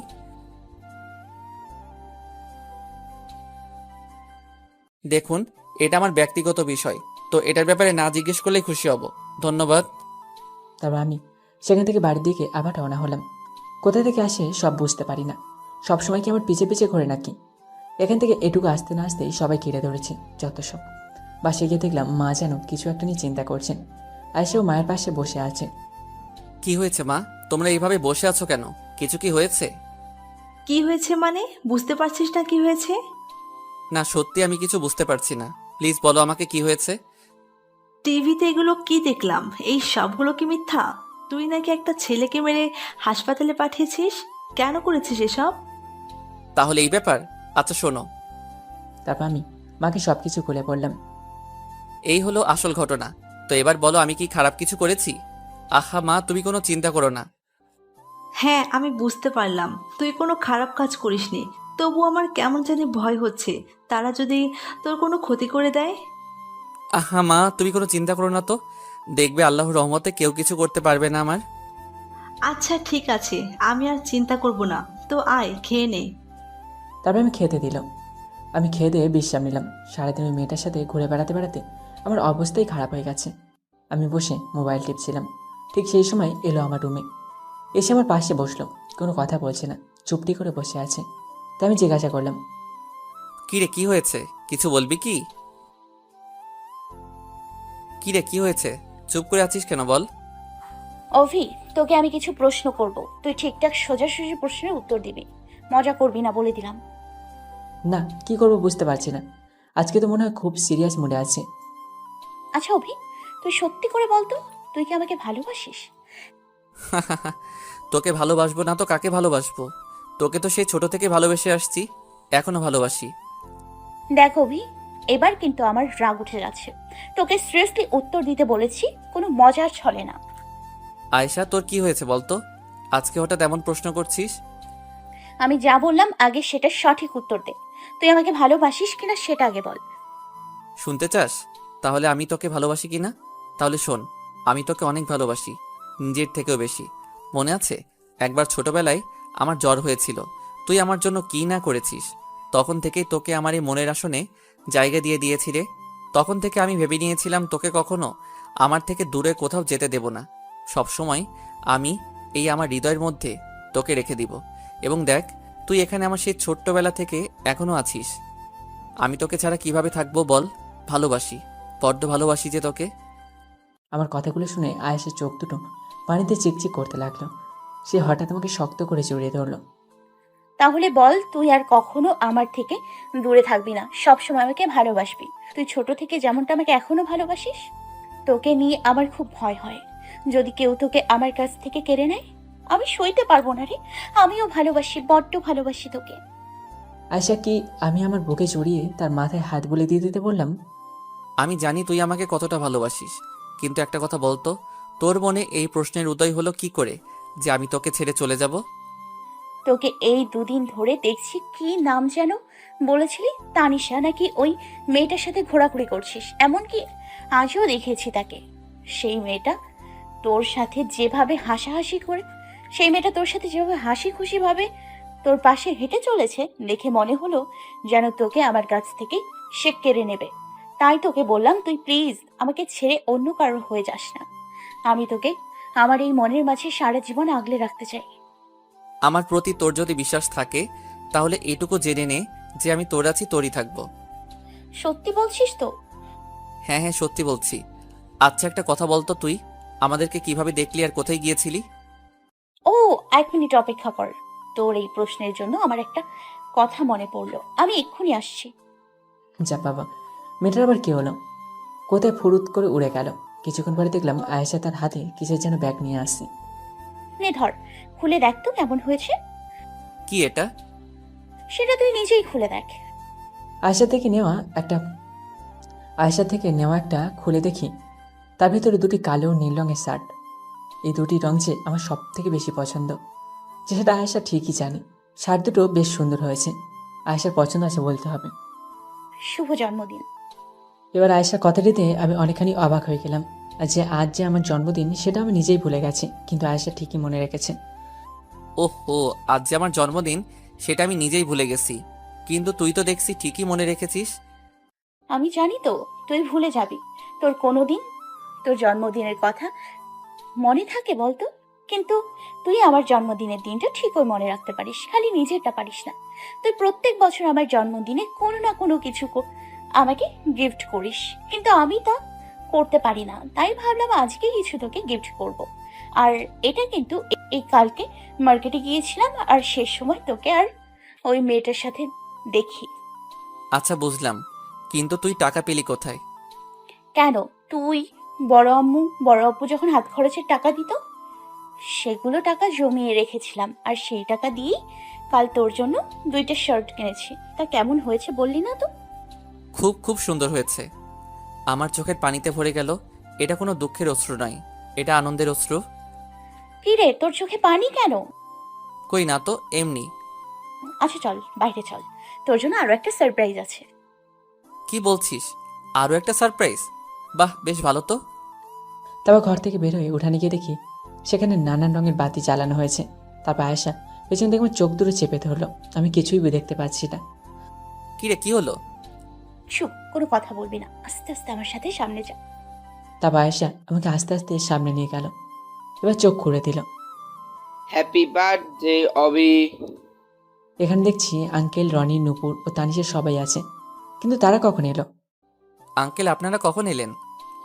এইমাত্র এলাম, দেখলাম তুমি তোমার ঘরে ছিলে, তাই সেখানে যাইনি। আর এটা তো সারপ্রাইজ। আপনারা কিভাবে জানলেন যে আজকে আমার জন্মদিন? তোমার বাবা মা আমাকে ফোন দিয়ে বলেছে। আমি বললাম আপনারা আয়োজন করুন, আমি আসছি তোমাকে সারপ্রাইজ দেওয়ার জন্য। তোমাকে না জানিয়ে চলে এলাম। নাও নাও, এবার কেকটা কাটো। তারপর সবার কথা মতো কেকটা কাটলাম। তারপর সবাইকে নিজে হাতে খাইয়ে দিলাম। তারপর সবশেষে মা, আয়েশা ও আন্টি মিলে সব কিছু গোছাচ্ছিল। আজ যে আপনার জন্মদিন সেটা তো আমাকে বলেননি। আসলে আজকে যে আমার জন্মদিন সেটা আমি নিজেও উপলব্ধি করতে পারিনি। আমাকে প্রথম আয়েশা উইশ করে, তারপর আমি বুঝতে পারি আমার জন্মদিন। খুব ভালো, আশা করি আপনার সামনের দিনগুলো ভালো কাটুক। ধন্যবাদ আপনাকে। তারপর আঙ্কেল, আন্টি, তানিশা সবাই চলে গেলেন। রাতে খাওয়া দাওয়া করে ঘুমিয়ে গেলাম। সকালে ঘুম থেকে উঠে ফ্রেশ হয়ে নাস্তা করে আঙ্কেলের বাড়ি রওনা দিলাম। সামনে ইলেকশন, সেটা নিয়ে কিছু ভাবতে হবে। আঙ্কেল, সামনে তো ইলেকশন, সেটা নিয়ে কিছু ভাবলেন? হ্যাঁ, তাই একটু ভেবেছি। আমার তো বয়স হয়ে যাচ্ছে, তাই আমি চাচ্ছি যে এবার আর ইলেকশনে দাঁড়াবো না। কি বলছেন এগুলো? আপনি এখানকার এত উন্নতি করলেন, আপনার জন্য কত গরিব দুঃখী সাহায্য পেয়েছে। আপনি যদি এই জায়গাটা ছেড়ে দেন তাহলে কিভাবে হবে? পরবর্তীতে যে আসবে সে যদি এদের প্রতি অন্যায় করে, এলাকার মানুষদের প্রতি অন্যায় করে, তাছাড়া সবাই আপনাকে এত শ্রদ্ধা করে, সম্মান করে, তারা কিছুতেই চাইবে না আপনি আপনার জায়গাটা ছেড়ে দিন। দেখো অবি, আমার এই বিষয়টা মাথায় আছে, তাই আমি চাচ্ছি আমার দলে এমন একজনের কাছে দিতে যে গরিবদের কথা ভাবে, এলাকার কথা ভাবে, দেশের কথা ভাবে। আর এমন মানুষ আমি পেয়ে গেছি। তাই নাকি আঙ্কেল? তাহলে কে সে? কেন, তুমি? এসব কি বলছেন আপনি? আমি আপনার জায়গায় বসবো এটা অসম্ভব। আমি চাই না আমি আপনার জায়গাটা কেড়ে নেই বা আপনার জায়গায় আমি বসি। কে বলেছে যে তুমি আমার জায়গাটা কেড়ে নিচ্ছ? আমি চাচ্ছি তুমি সামনের ইলেকশনে আমার হয়ে দাঁড়াবে, আর আমার বিশ্বাস তুমি ঠিক জয়ী হবে। তোমাকে সবাই চিনে, তোমাকে সবাই শ্রদ্ধা করে। তুমি গরিব দুঃখীদের জন্য কি না করেছো, এলাকার জন্য কি করেছো। আশেপাশের কলেজ স্কুল যেখানে সবসময় মেয়েদের উত্ত্যক্ত করা হয়তো, ইফটিজিং করা হয়তো, সেখানে সকল চিত্র তোমাকে দেখে সবাই ভোট দিবে, দেখে নিও। কিন্তু আঙ্কেল আমি কি করে? আর কোনো কিন্তু নয়। তুমি কি চাও না এই এলাকার, এই সমাজের আশেপাশের যত এলাকা আছে, এমনকি পুরো দেশের চিত্রটা পাল্টে দিতে? এটা তোমার স্বপ্ন। তুমি তো সবসময় স্বপ্ন দেখেছো দেশের উন্নতি করতে, দেশের মানুষের জীবনযাত্রা মান উন্নতি করতে, গরিব দুঃখীর জন্য আর অত্যাচার সহ্য না করতে, বেকার শিক্ষিত ভাইদের জন্য চাকরির জন্য কষ্ট করতে না হয়। এমনকি তুমি দেশের সকল কিছু চিত্র পাল্টে দিতে চেয়েছো, যেখানে মেধা ছাড়া, যোগ্যতা ছাড়া টাকার বিনিময়ে সবাই চাকরি পাচ্ছে না। তুমি তো কখনো এটা চাওনি। আমি জানি হয়তো তুমি একা পাল্টাতে পারবে না, কিন্তু চেষ্টা তো চালিয়ে যেতে হবে। সবাইকে এক করতে হবে, এক করে এই দেশটাকে সুনীল সমাজে পরিণত করতে হবে। তুমি তো এই সমাজের এই বড় হয়েছ, তুমি তো জানো গরিবের কষ্ট। প্লিজ না করো না। আচ্ছা আচ্ছা আঙ্কেল, ঠিক আছে, আমি সামনের ইলেকশনে দাঁড়াবো। আলহামদুলিল্লাহ, তোমার কথা শুনে খুশি হলাম। আমি তাহলে সবকিছু প্রস্তুতি নেই। ইলেকশন তো আর বেশি দিন নেই। ঠিক আছে, আপনি যা করবেন তাই হবে। মামা মামা, আমি নূপুর রনিকে নিয়ে একটু বাইরে গেলাম। পাশে থেকে একটা মেয়ের কণ্ঠ শুনে তাকিয়ে দেখি এই সেই মেয়েটি যাকে আমি একবার বাঁচিয়েছিলাম, যার বিনিময়ে সে আমাকে অপমান করেছিল সবার মাঝে। তার মেয়েটি আমার দিকে তাকিয়ে অবাক হয়ে গেল। কিরে তুই তুই এখানে কি করছিস? আফিফা, তুমি এঁকে চেনো কিভাবে? চিনি মানে খুব ভালো করে চিনি, 1 নম্বরে বাজে ছেলে। দেখুন, আপনি কিন্তু আমাকে সেদিন অনেক অপমান করেছিলেন, মুখ বুজে শুনে নিয়েছিলাম। আমি কি আপনার কোনো ক্ষতি করেছিলাম? বরং আমি আপনার জীবন বাঁচিয়েছিলাম। তার বিনিময়ে আপনি কি করলেন? আমাকে অপমান করেছিলেন। বেশ করেছি, অপমান করেছি। তুই কেন আমার হাত ধরেছিলি? আমি কি আপনার ইচ্ছে করে হাত ধরেছিলাম? আপনাকে বাঁচাতেই তো আপনার হাতটা ধরেছিলাম। আচ্ছা আচ্ছা, আফিফা, অবি, তোমরা একটু শান্ত হও। আমাকে সবকিছু খুলে বলো কি হয়েছে। আর তোমরা একে অপরকে চেনো নাকি, বা কি করে? আঙ্কেল, মনে আছে সেদিনের কথা, যেদিন আমি আপনার কাছে এসেছিলাম চাকরির জন্য? আপনি আমার চাকরিটা দিয়েছিলেন। সেদিন বাসায় ফিরতেছিলাম, ঠিক সেই সময় দেখতে পেলাম একটি মেয়ে ফোনে কথা বলতে বলতে রাস্তার মাঝখানে চলে যাচ্ছিল। সেই সময় তার দিকে পিছন দিক থেকে ফুল স্পিডে একটা ট্রাক ফিরে আসছিল। তাই আর কোনো উপায় না পেয়ে তার হাত ধরে টান দেই, যার কারণে তিনি প্রাণে বেঁচে যান। ঠিক সেই সময়ই আপনার গুণধর ভাগ্নি আমাকে ধন্যবাদ না জানিয়ে উল্টো চর মারে আর নানাভাবে অপমান করতে থাকে আমি তার হাত স্পর্শ করেছি বলে। আফিফা মামুনি, তুমি ভীষণ অন্যায় করেছ। ওনার কাছে ক্ষমা চাও, বলো সরি। আমি আর কোনো কথা বলতে চাই না, তুমি সরি বলো। ঠিক আছে, সরি। কে জানি কল কর, তারপর আঙ্কেলকে কে জানি কল করলো। তাই তিনি রিসিভ করে কথা বলতে বলতে অন্যদিকে চলে গেলে, আর আমি মিটমিটি হাসি তাই দেখে। খুব হাসা হচ্ছে তাই না? দেখে নিব। আচ্ছা, দেখব আপনি কি করতে পারেন। বাসে চলে আসলাম। বাসায় এসে গোসল করে দুপুরে খাওয়া খেয়ে একটু বিশ্রাম নিচ্ছিল। সে সময় তানিশা ফোন দেয়। মেয়েটা যে এত বিরক্ত করে তা কি বলবো। পরিচয় না হয় ভালো ছিল। আসসালামু আলাইকুম। ওয়ালাইকুম আসসালাম। কখন পৌঁছেছেন বাসায়? সে তো অনেক আগেই পৌঁছেছি, এসে গোসল করে খাওয়া দাওয়া করে বিশ্রাম নিচ্ছি। শোনেন, আজ আমি আঙ্কেলের ওখানে যাচ্ছি, আপনি কিন্তু বিকেলে চলে আসবেন। কেন? কেন আবার, এমনি আসতে বলেছে, আসবেন। আচ্ছা, দেখা যাক। কোনো দেখা দেখি না, আপনাকে আসতেই হবে। আচ্ছা ঠিক আছে, যাব। এবার খুশি? খুশি। এবার বলুন কি করেন। কেন, একটু আগেই তো বললাম বিশ্রাম নিচ্ছি, ভুলে গেলেন ইতিমধ্যে? সরি, ভুলে গিয়েছিলাম। আচ্ছা আপনি বিশ্রাম নিন, আমি ফোন রাখলাম। আর বিকেলে আসছেন, এটা কিন্তু মনে থাকে। সেটার বলতে। তারপর তানিশা ফোনটা রেখে দিল। অমনি আঙ্কেলের ওখানে যেতে ইচ্ছে করছিল না। এখন আবার যেতে হবে, তোর ভাল লাগে না। আর আমার আঙ্কেলের ওখানে না যাওয়ার কারণটা হলো আফিফা নামে ওই মেয়েটা। দেখলেই কেমন জানি গুন্ডি গুন্ডি ভাব। সামনে গেলে দেখে মনে হয় কাঁচা চেপিয়ে খাবে। কি আর করার, যেতে হবে, নাহলে ওদিকে তানিশা মরানি রাগ করবেন। বিকেলে দেখি আঙ্কেলের বাসায় গেলাম। গিয়ে দেখি তানিশা ও হাবিবা একসাথে বসে গল্প করছে। আমাকে দেখে তানিশা বলল, আরে আপনি চলে এসেছেন, আপনার জন্য অপেক্ষা করতেছিলাম। তাই বুঝি? চলুন এবার কোথাও গিয়ে ঘুরে আসি। কি বলছেন এসব? এখন ঘুরতে যাব? হ্যাঁ, এখন গেলে কি হবে? চলুন না প্লিজ প্লিজ প্লিজ।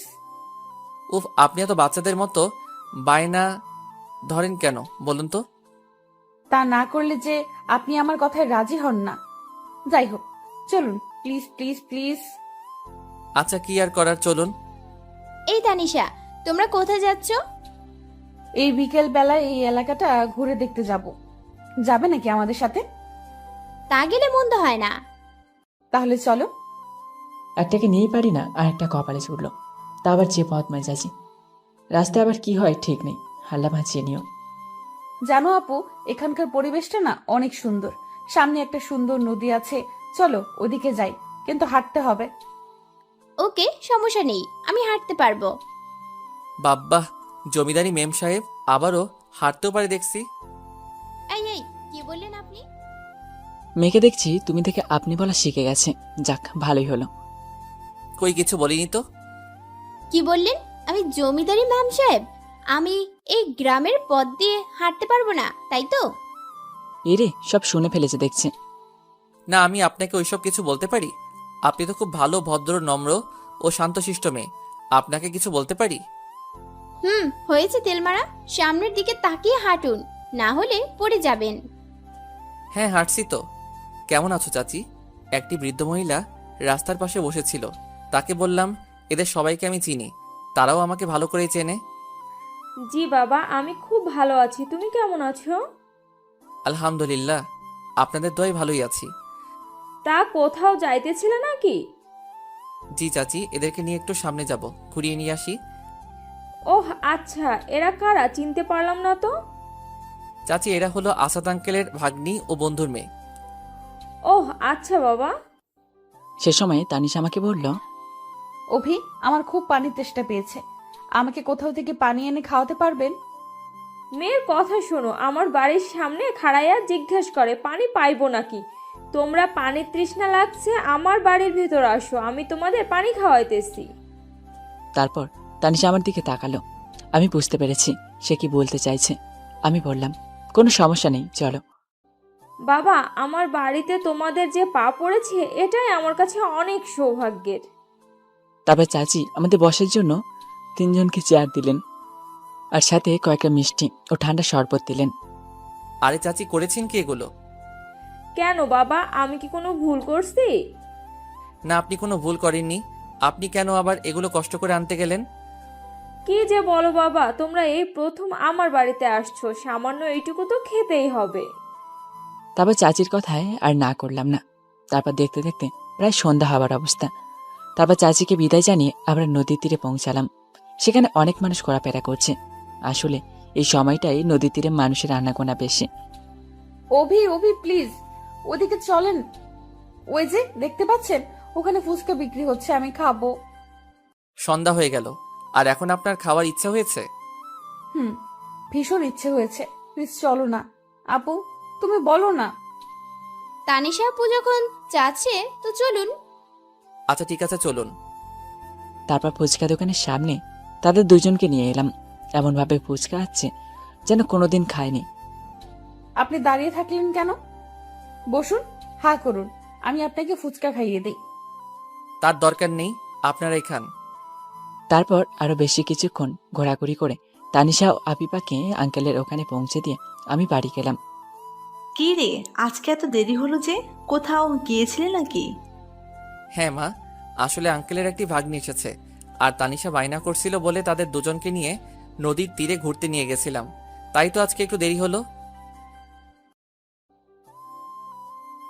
আয়েশার দিকে তাকিয়ে দেখলাম সে তো রেগে চোখ মুখ লাল করে ফেলেছে।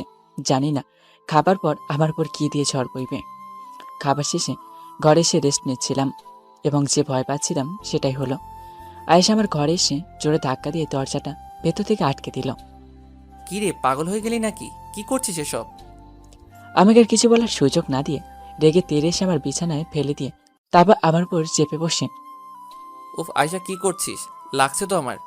তুই খেয়ে খেয়ে নিজেকে যে মুটকি বানাচ্ছিস, তোর ওজন কি আমি সইতে পারি? কি বলি তুই? আমি মুটকি, তাই না?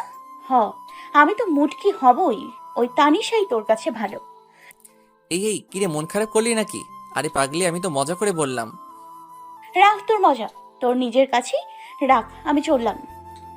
আয়েশা উঠে চলে যেতে না গেলে তার হাতটা ধরে ফেললাম। তুই তো আমার সব, তুই তো আমার হৃদস্পন্দন। তোমাকে ছাড়া কিভাবে আড়াল হয় বলো? রাখ তোর মজা তোর নিজের কাছে, আমি চললাম। এবার থেকে বল, তুইও আমাকে ঘুরতে নিয়ে যাবি, আইসক্রিম খাওয়াবি, ফুচকা খাওয়াবি। আচ্ছা বাবা, আচ্ছা, এবার থেকে তোকে আমি ঘুরতে নিয়ে যাব। আচ্ছা চল, আব্বু আম্মুর কাছে যাই, তাদের কিছু বলার ছিল আমার।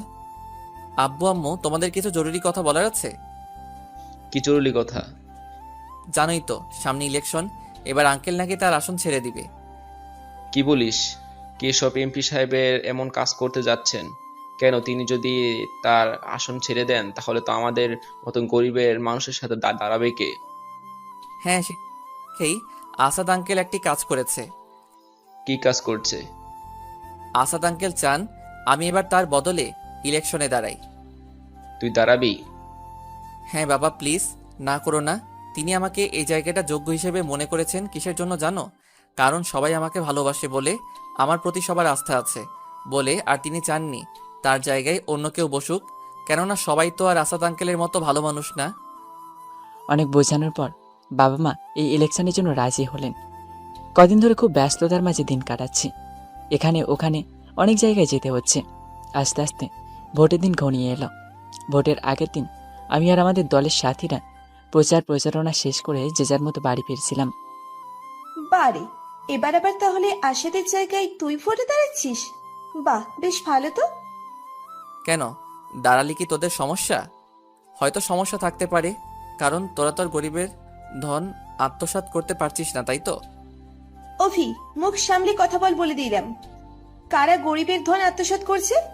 আমাদের সময় তারা অনেক উপকৃত হয়েছে। তাই নাকি? তা তো গরিবদের মধ্যে দেখা যাচ্ছে। এত কথা বাড়িয়ে লাভ নেই, কালকে হবে এর আসল খেলা, দেখা যাবে। তারপর আমরা সেখান থেকে চলে এলাম। পরবর্তী দিনে ভোটের আয়োজন সবকিছু শুরু হলো। আমি আমাদের দলের লোকদের বলে দিলাম, আপনারা সবসময় সব দিকে খেয়াল রাখবেন, কোথাও যেন অন্যায় না হয়। তাদের উপরে আমার কোনো প্রকার বিশ্বাস নেই। শত্রুদের দুর্বল ভাবাটা এটা অন্যায়, আর চাই না কেউ অন্যায়ের পথে ধাবিত হোক। আপনারা সবাই সব দিক দিয়ে সজাগ থাকবেন। জি ভাইয়া। তারপর তারা যে যার মতো চলে গেল। আমি সেখানে বসে রইলাম। কিছুক্ষণ পরে আজকে আমার আঙ্কেল কাছে আসলেন। কি অবি, তোমাকে আনসাপ দেখাচ্ছে কেন? না আঙ্কেল, ওই একটু আর কি। তুমি কোনো চিন্তা করো না, আল্লাহ রহমতে দেখবে তুমি জয়ী হবে। নার্ভাস হওয়ার কোনো চিন্তা নেই। আর তুমি যদি নার্ভাস হও তাহলে তোমার দলের লোকজনের কি অবস্থা হবে ভেবে দেখেছ? তোমাকে সবসময় শক্ত থাকতে হবে। তুমি তো সবসময় এমনটাই ছিলে। আঙ্কেল, আপনি যখন আমাকে আপনার দলে যুক্ত করেন, তার আগে আমি রাজনীতি সম্পর্কে কিছুই জানতাম না। আপনি আমাকে এসব কিছু শিখিয়েছেন, জানিয়েছেন। তবে আজকে আমার জীবনের একটি অন্যতম পরীক্ষা, যেখানে ফেল করলে হয়তো সব শেষ। তাই একটু নার্ভাস আছি আর কি। তুমি কখনো ফেলই করতে পারো না, দেখবে সব ঠিক আছে। আস্তে আস্তে ঘনিয়ে এলো সেই কাঙ্ক্ষিত সময়টি। এখনই জানা যাবে কে জয়লাভ করেছে আর কে পরাজয় লাভ করেছে। কিন্তু কিছুক্ষণ পরে যা ঘোষণা করা হলো তা শুনে আমি নিজের কানকেও বিশ্বাস করতে পারছি না। 2,53,768 ভোটে জয়লাভ করেছে। আমি কিছুক্ষণ স্তব্ধ হয়ে সেখানে দাঁড়িয়ে রইলাম। আমি কি ঠিকই শুনেছি? এটা ছিল আমার জীবনের প্রথম পরীক্ষা, যেটা আমি পাস করে গেছি। আমার দলের সবাই তো খুব খুশি। একে একে সবাই আমাকে স্বাগতম জানালো। সবাই শেষে আরফিন এলো আমার কাছে। Congratulation my dear. যাক, তাহলে অবশ্যই ভোটে জয়লাভ করলি তুই।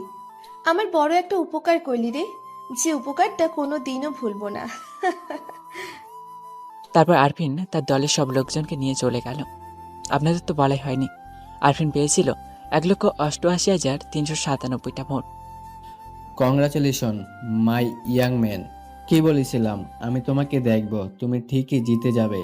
কিন্তু আমার কথা সত্যি হলো তো আজ আমি খুশি, খুব খুশি। আজ আমার সবাইকে চিৎকার করে বলতে ইচ্ছে করছে, দেখো তোমরা, আমি আমার সফলতাকে পেয়ে গেছি। আমার জীবনে এই জয়টা যে কত মূল্যবান সেটা আঙ্কেলের চোখে স্পষ্ট দেখতে পাচ্ছি। তিনি যে আজকে এত খুশি হয়েছেন তা বলে বোঝাতে পারবো না, যার জন্য আল্লাহর কাছে অসংখ্য শুক্রিয়া। তারপর আঙ্কেল ওখানে গেলে আন্টি আমাকে প্রথমে মিষ্টি মুখ করান। আমি জানতাম বাবা তুমি ঠিক জিতবে।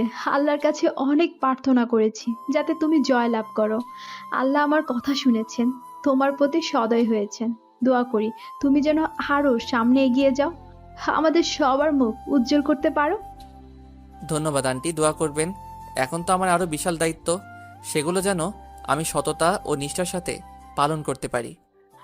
তোমার উপর আমাদের সব সময় দোয়া রইল। তারপর আমি আমার দলের লোকজনের কাছে গেলাম। সত্যি বলতে তারা যদি পাশে না থাকতো তাহলে হয়তো আমরা কখনোই সফলতা লাভ করতে পারতাম না। আমার এই সফলতার ভাগিদার এরা সবাই। আজ আমি তোমাদের উপর খুব খুশি। বলো তোমরা কি চাও? ভাইয়া, আমরা আপনার কাছে বড় কিছু চাই না। আমরা শুধু চাই আপনি আশাদ স্যারের মতো সততা আর নিষ্ঠাভাবে আপনি আমাদের কাজ চালিয়ে যান। এটাই হবে আমাদের কাছে সব থেকে বড় পাওয়া। ইনশাল্লাহ চেষ্টা চালিয়ে যাব অবশ্যই। আস্তে আস্তে আমার দিন কাটতে লাগলো। এতদিন আমি অনেক এগিয়ে গেছি আমার পথে। আমি আশাদ আঙ্কেলের মতো পারছি কিনা জানি না, তবে আমি সর্বদা চেষ্টা করেছি আমার ভালোটা দেওয়ার, সর্বদা সবাইকে ভালো রাখার। বাড়ি যাচ্ছিলাম, ঠিক সেই সময় আফিফা ফোন দেয়। আপনাদের তো বলা হয়নি, আফিফা আর আমার সম্পর্কটা আগের মতো নেই, এখন আমরা বন্ধুর মতো। অভি, তুমি কোথায়? কেন, কি হয়েছে? কাজ শেষে বাড়ি ফিরছি। ও, তুমি একটু নদীর তীরে দেখা করতে পারবে? এখন? হ্যাঁ এখন। আচ্ছা ঠিক আছে, তুমি কিছুক্ষণ অপেক্ষা করো, আমি এখনই চলে আসছি। তারপর আফিফার কথা মতো নদীর তীরে গেলাম। গিয়ে দেখি আফিফা আমার জন্য আগে থেকে অপেক্ষা করছে। কখন এসেছো তুমি? কিছুক্ষণ হলো। তা কিসের জন্য ডাকলে? তোমাকে একটা কথা অনেকদিন ধরে বলবো বলবো ভাবছিলাম, কিন্তু বলতে পারিনি, তাই আজকে সে কথাটা বলতে চাচ্ছি। তা বলো, কি এমন কথা যার জন্য আমাকে জরুরি এখানে ডাকলে? আমি তোমাকে ভালোবাসি অভি। আফিফার কথা শুনে আমি অবাক হয়ে গেলাম। কি বলছে কি সে? কি বলছো কি তুমি? তোমার মাথা ঠিক আছে তো? হ্যাঁ, আমার মাথা একদম ঠিক আছে। আমি সুস্থ মাথায় তোমাকে ভেবে চিন্তে কথাটা বলছি। এই কথাটা তোমাকে জানানোর অনেক চেষ্টা করেছি, কিন্তু তুমি বুঝতে পারোনি, যার জন্য আমি তোমাকে কথাটা বললাম। প্লিজ তুমি না করো না, আমি চাই সারা জীবন তোমার কাছে পেতে। দেখো আফিফা, এটা কখনোই সম্ভব নয়। কেন? আমি কি দেখতে শুনতে খারাপ, নাকি আমাদের প্রথম দেখা হওয়ার ঘটনাটার জন্য তুমি আমাকে মেনে নিতে পারছো না? আমার সাথে ঘটে যাওয়া প্রথম ঘটনাটা তো আমি কবেই ভুলে গেছি, আর সেটা আমি আর মনে করতে চাই না। তুমি তো আমার চাচাতো বোন আয়েশাকে চেনো, তাই না? হ্যাঁ, তাকে তো আমি চিনি। তাহলে শুনে নাও, তুমি তো আমাকে কয়দিন আগে থেকে ভালোবাসো। আয়েশা আমাকে সেই ছোটবেলা থেকে ভালোবাসে, আর সে শুধু আমাকে ভালোবাসে সেটা বললে ভুল হবে, কেননা আমিও তাকে ভালোবাসি, অনেক বেশি ভালোবাসি তাকে আমি, আর আমি তাকে ঠকাতে চাই না। আশা করি তুমি আমার কথাটা বুঝতে পেরেছো। এখন সিদ্ধান্ত তোমার, তুমি চাইলে আমাদের বন্ধুত্বটা এখানে সমাপ্ত করতে পারো, আমি না করব না। আফিফা কিছু না বলে রাগ দেখিয়ে চলে গেল। জানি না সে কি করবে বাড়িতে গিয়ে, কোনো কিছু উল্টোপাল্টা না করলেই ভালো। তারপর আমিও বাড়ি চলে গেলাম। মনটা খারাপ, আর মন খারাপের কারণ হলো আফিফা। বাসে গিয়ে দেখি আবু আম্মু কি নিয়ে যেন আলোচনা করছে। যাক বাবা, চলে এসেছিস তাহলে? হ্যাঁ, কেন, কিছু বলবে কি? হ্যাঁ, আমি আর তোর বাবা মিলে একটা সিদ্ধান্ত নিয়েছি। নিজের পায়ে দাঁড়িয়ে পড়েছিস, তাই ভাবছি তোর বিয়েটা দিয়ে দিই। কিন্তু মা, এখন কেন এসব? এখন না তো কখন, বুড়ো হয়ে গিয়ে করবি? আর পাত্রী যদি বাড়ির ভেতরেই কেউ একজন হয়, তাহলে আর দেরি কিসের? কি বলছো তুমি মা? এমন ভাবে কথা বলছিস যেন তুই কিছুই জানিস না। চিন্তা করিস না, আয়েশা আমাদের সব কিছু বলেছে, তাই আমরা সিদ্ধান্ত নিয়েছি তোর আর আয়েশার বিয়েটা দিয়ে দিব। বাড়ির মেয়ে বাড়িতেই থাকবে। আয়শা দেখছি দরজার আড়াল থেকে উকি মারছে। মায়ের কথা শুনে সে কিছুটা লজ্জা পেল, তা আমি ঠিকই দেখতে পেরেছি। তাই তাকে রাগানোর জন্য তার দিকে তাকিয়ে মাকে পড়লাম। মা, আমি এখন বিয়ে টিয়ে করতে পারবো না, আর আয়েশাকে তো আরও না। এবার আয়শা আমার কথাটি শুনে ভীষণ রেগে গেল। সে দরজার আড়াল থেকে বেরিয়ে এসে আমার হাত ধরে আমাকে টানতে টানতে ঘরে নিয়ে দরজা বন্ধ করে দিল। এদিকে আব্বু আম্মু মিটিমিটি হাসছে। এই কি করছিস? ছাড় আমাকে। যেমন আছিস তেমন হয়ে শুয়ে থাকবি, একদম নড়াচড়া করবি না, করলে চেলা কাঠ দিয়ে মাথা ফাটিয়ে দিব। কি বলে দি বড় আমাকে, আমাকে বিয়ে করবি না? আমাকে রিজেক্ট করার সাহস কিভাবে হয় তোর? এত কষ্ট করে বড় আব্বু বড় আম্মুকে ম্যানেজ করলাম, আর তুই বলছিস বিয়ে করবি না? তুই করবি না, তোর ঘাড় করবে। আরে তোকে তো বিয়ে আমিই করব। তাহলে বড় আম্মুকে কেন বললি তুই আমাকে বিয়ে করতে পারবি না? আরে আমি তো তোকে রাগানোর জন্য বলেছিলাম। আমি দেখতে চেয়েছিলাম তোকে রাগান্বিত অবস্থায় কেমন দেখায়। আমাকে রাগাতে তোর খুব ভালো লাগে তাই না? খুব ভালো লাগে। আবার সরি আর বলবো না। তাহলে বাবা মাকে আমাদের বিয়ের দিন ঠিক করতে বলি, কি বলিস? আমার তোর তর্স হয়েছে না। কবে যে তোর এই ঘর আসতে পারবো, যখন এই ঘরটা আমার নিজের হবে, আমি সব কিছু নিজের হাতে গুছিয়ে রাখবো। রাতে আমি তোর বুকে মাথা দিয়ে ঘুমাবো। বাব্বা মহারানী, আপনি তা তো একটু একটু ভাবতে হবে, দেখতে হবে না মহারাজের বউ হতে যাচ্ছে বলে কথা। কেটে গেল 3-4 দিন। আবিবার সাথে কোনো কথা হচ্ছে না। আমার ফোনে অনেকবার ট্রাই করেছি, কিন্তু যতবারই ফোন দিয়েছি ততবারই বলছে নাম্বারটিতে এই মুহূর্তে সংযোগ দেওয়া সম্ভব হচ্ছে না। এতদিন হয়ে গেল, তবুও তার ঠিকানাটা জানি না। আমাদের যতবারই দেখা হয় আঙ্কেলের বাড়ি থেকেই। ভাবলাম আজকে আঙ্কেলের থেকে ঠিকানাটা নিয়ে আবিবার সাথে দেখা করে আসবো। বিকেলে আমার অফিস থেকে বাড়ি যাব, সেই সময় দেখি তানিশার ফোন। তানিশার সাথে বেশ কয়েকদিন যোগাযোগ হয় না।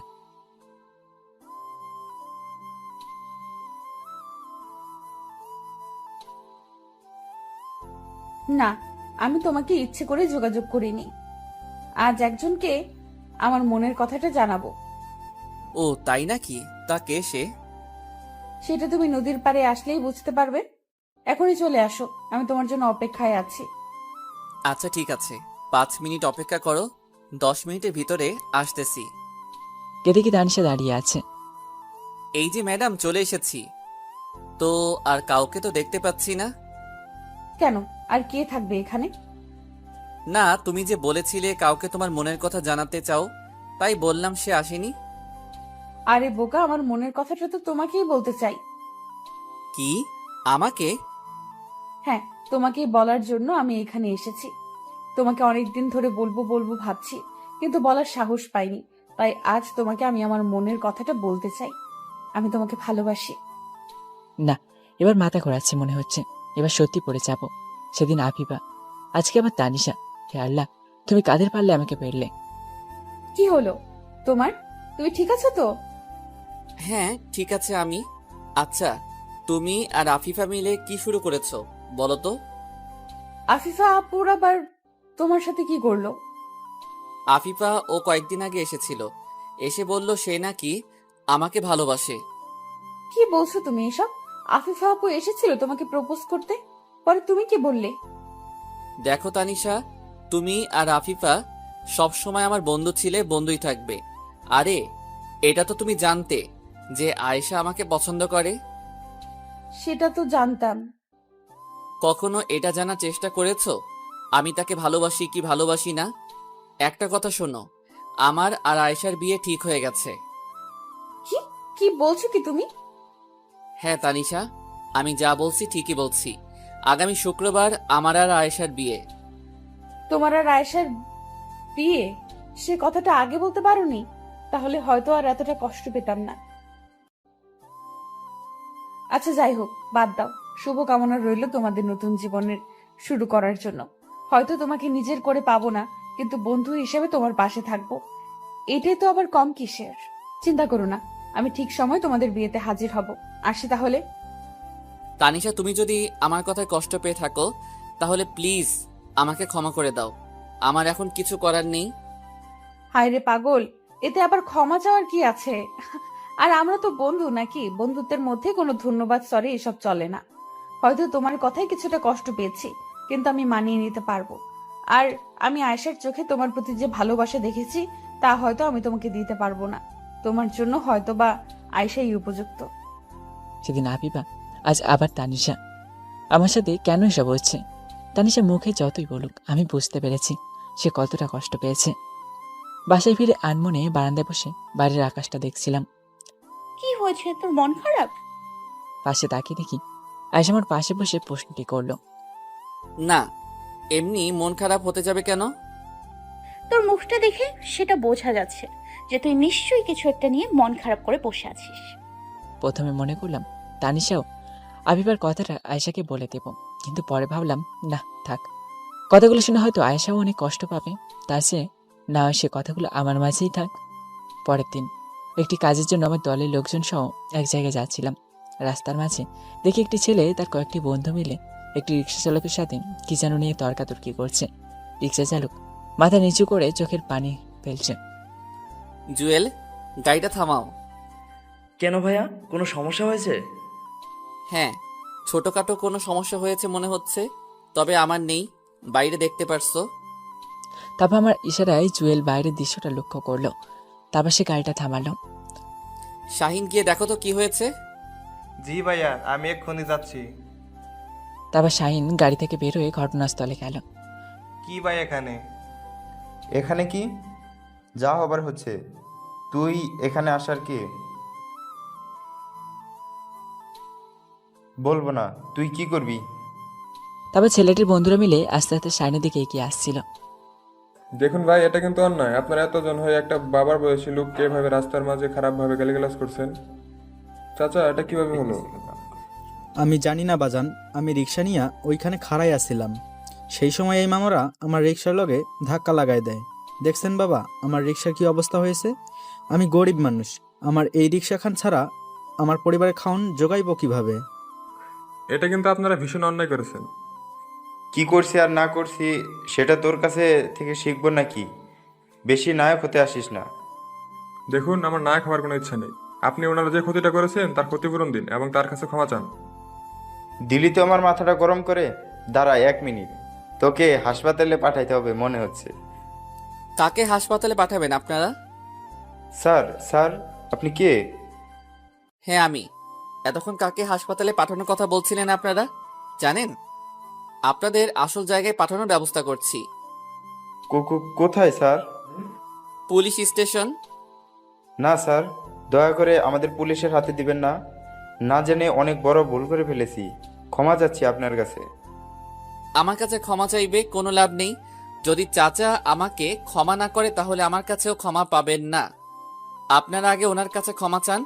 আপনারা আর যে ক্ষতিটা করেছেন তার ক্ষতিপূরণ তাকে দিন। মামা, এই নিন টাকাটা রাখুন। আপনার রিক্সার যে ক্ষতি হয়েছে তা এই টাকাটা দিয়ে সারিয়ে নিন। প্লিজ আমাদের ক্ষমা করে দিন, নইলে আমাদের জেলে যেতে হবে। আচ্ছা আচ্ছা ঠিক আছে বাবা, তোমাকে ক্ষমা কইরা দিলাম। ঘটনা ঘটেছিল ঠিক একটি মোড়ের উপর। এখানে ট্রাফিক পুলিশ থাকার কথা, কিন্তু তারা কোথায়? অবস্থাটা ভালোভাবে পর্যবেক্ষণ করতে হচ্ছে দেখছি। তারপর যেখানে ট্রাফিক পুলিশ থাকে সেই স্থানটিতে গেলাম। গিয়ে দেখি সেখানকার ট্রাফিক পুলিশ পড়ে পড়ে ঘুমাচ্ছে। এই হলো আমাদের দেশের আইন শৃঙ্খলতা বাহিনীর অবস্থা। স্যার আপনি? আসসালামু আলাইকুম। ওয়ালাইকুম আসসালাম। কি করছিলেন আপনি এতক্ষণ? না মানে স্যার, দেখুন, আমি আপনার কোনো কৈফিয়ত শুনতে চাই না। আপনাদের সামনেই 4 জন ছেলে একটি বৃদ্ধ রিক্সা চালককে এইভাবে হেনস্থা করছে, অপমান করছেন। আপনারা কি করছেন? এটা কি আপনাদের ডিউটির মধ্যে পড়ে? রাস্তাঘাটে কোনো বিপদ আপদের জন্য সব সময় আপনারা আছেন, কিন্তু আপনারা যদি এভাবে আপনাদের দায়িত্ব পালন করেন তাহলে রাস্তাঘাটের অবস্থাগুলো কি হবে বুঝতে পেরেছেন? এভাবে যদি ডিউটি করতে থাকেন তাহলে এমনভাবে গরিবদের সবসময় লাঞ্ছনা করা হবে। সেটা কি আপনারা চেয়ে দেখবেন?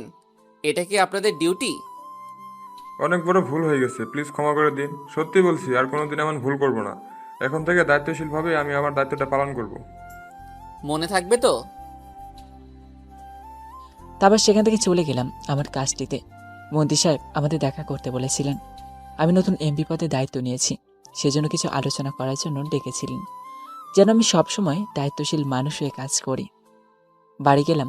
বাড়ি গিয়ে অবাক না হয়ে পারলাম না। আফিফা আবার কখন এলো? আফিফা, আয়েশা ও মা মিলে গল্প করছে আর হাসাহাসি করছে। আফিফাকে দেখে মনে হচ্ছে না যে সে কষ্টে আছে। আফিফা, তুমি এখানে? হ্যাঁ তুমি কখন এলে? আমি তো অনেকক্ষণ আগেই এসেছি। এসেই শুনলাম তুমি নাকি কোনো একটা কাজে বাইরে গিয়েছো, তাই তোমার জন্য অপেক্ষা করতেছিলাম। যাক, ভালোই হয়েছে। তবে এই কয়দিন তোমাকে ফোন দিলাম, তোমার ফোন বন্ধ ছিল কেন? আসলে মনটা ভীষণ খারাপ ছিল, যার জন্য ফোনটা অফ করে রেখেছিলাম। মনটা নিশ্চয়ই আমার জন্যই খারাপ ছিল, তাই না? আমি আমার ভুলটা অনুভব করতে পেরেছি। সেদিন তোমার সাথে যেভাবে আচরণ করেছিলাম তার জন্য অনেক দুঃখিত। তোমার সাথে অমন রাগ দেখিয়ে চলে যাবার পর আমারও ভীষণ কষ্ট লেগেছিল। সরি অভি, আমি না হয় সারা জীবন তোমার বন্ধু হয়ে থাকবো। দোয়া করি তুমি আয়েশাকে নিয়ে সুখে থাকো। ধন্যবাদ, তুমি তোমার ভুলটা বুঝতে পেরেছো, এজন্য আমি অনেক খুশি। আমাদের বিয়ের ব্যাপারে আয়েশা নিশ্চয়ই তোমাকে কিছু বলেছে? বলেছি, চিন্তা করো না, আমি বিয়ের দিন ঠিক সময়ে উপস্থিত থাকবো। হুম, তা বললে হবে না। তানিশা ও তোমাকে বিয়ের আগের দিন এখানে উপস্থিত থাকতে হবে। তোমরা না থাকলে আমার বউটাকে সাজাবে কে? আচ্ছা ঠিক আছে, আমরা বিয়ের আগের দিনই উপস্থিত থাকবো। এবার খুশি? আস্তে আস্তে ঘনিয়ে এলো বিয়ের দিন। আজ আমার আর আয়েশার বিয়ে। তানিশা ও আবিবা, রনি, নূপুর সবাই কালকেই চলে এসেছে। আঙ্কেল আন্টি আজকে আসবে। চারিদিকে শুধু আনন্দিত মুখরিত পরিবেশ, কিন্তু সেটা যেন বেশিক্ষণ রইল না। আয়েশাকে নাকি খুঁজে পাওয়া যাচ্ছে না। কোথায় গেল সে? কি বলছো কি তুমি মা? আয়েশা কোথায় গেল কাউকে কিছু না বলে, তাও আবার এমন সময়ে? আমি জানি না, পুরো বাড়িটা তন্ন তন্ন করে খুঁজে দেখলাম, কোথাও পেলাম না। আবার কেউ কিছু বলতেও পারছে না। যেখান থেকে পারিস আমার মেয়েটাকে খুঁজে এনে দে। মা তুমি শান্ত হও, কান্নাকাটি করো না, আমি দেখছি। আর কিছুক্ষণ পরই আমার ফোনটা বেজে উঠল। একটা অচেনা নাম্বার। ফোনটা রিসিভ করলাম। কি রে, কেমন লাগছে হবু বউকে? খুঁজে পাচ্ছিস না তাই না? আরফিন তুই? যা বাবা, অচেনা নাম্বার থেকে ফোন দিলাম তাও চিনে ফেললি। যাক, ভালোই হয়েছে। আর শোন, তোর হবু বউকে খোঁজাখুঁজি করার দরকার নেই, সে আমার কাছে আছে, সযত্নে আছে। আরফিন তুই যদি আয়েশার কোনো ক্ষতি করেছিস তো আমার থেকে খারাপ কেউ হবে না বলে দিলাম। আরে ছি ছি, কি বলছিস তুই? আমি আমার হবু ভাবিকে কিছু করতে পারি? তার কোনো ক্ষতিই আমি করিনি, আর করবও না। শুধু তোকে একটু কাজ করতে হবে, যার জন্য তোকে এখানে আসতে হবে। কি কাজ বল? সেটা নয় এখানে আসলেই জানতে পারবি। আগে তো আয়, তারপর। আর বেশি চালাকি করিস না। পুলিশ কিংবা বডিগার্ড নিয়ে আসার ভুল কখনো করিস না, তাহলে তোর হবু বউ সারা জীবনের জন্য তোর থেকে আলাদা হয়ে যাবে। না না, এটা একদমই করবি না। আমি কাউকে নিয়ে যাব না, আমি একাই এসছি। কোথায় আসতে হবে বল, আমি এক্ষুনি যাচ্ছি। এই তো গুড বয়, এই ঠিকানায় চলে আয়, আমি তোর অপেক্ষায় থাকলাম। তারপর আরফিনের ফোনটা কেটে দিল। কি রে, কি হলো? কে ফোন করেছিল? মা তোমরা থাকো, আমি এক্ষুনি আসছি। কিরে, তুই কোথায় যাচ্ছিস বাবা? বাবা আমি আসছি, এক জায়গায় যাচ্ছি। না, তোমাদের যাবার দরকার নেই, তোমরা এখানেই থাকো, আর প্রয়োজন হলে আমি ডেকে নিব। তারপর চলে গেলাম আরফিনের দেওয়া ঠিকানায়। গিয়ে দেখি একটি পরিত্যক্ত বিল্ডিং, যেখানে কেউ থাকে না। পুরো বিল্ডিংটা অন্ধকারে চেয়ে আছে। সেই সময় কিছু ছেলেকে দেখতে পেলাম। তারা আমার কাছে এলো এবং ভালোভাবে চেক করে দেখলো কোনো অস্ত্র নিয়ে এসেছে কিনা। তারপর আরফিনের কাছে নিয়ে গেল। ওয়েলকাম মিস্টার অভি, আপনাকে আমার এলাকায় স্বাগতম। আরফিনের কথায় কান্না দিয়ে পাশে তাকিয়ে দেখি সে আয়েশাকে দড়িতে বাঁধা মুখটা একটি কাপড় দিয়ে আটকানো আছে। আমি দেখে সেই আয়েশার কাছে ছুটতে যাব। না না, একদমই নয়। এখন কাছে আসার চেষ্টা করিস না। আগে কাজ, তারপরে তাকে নিয়ে যাবি।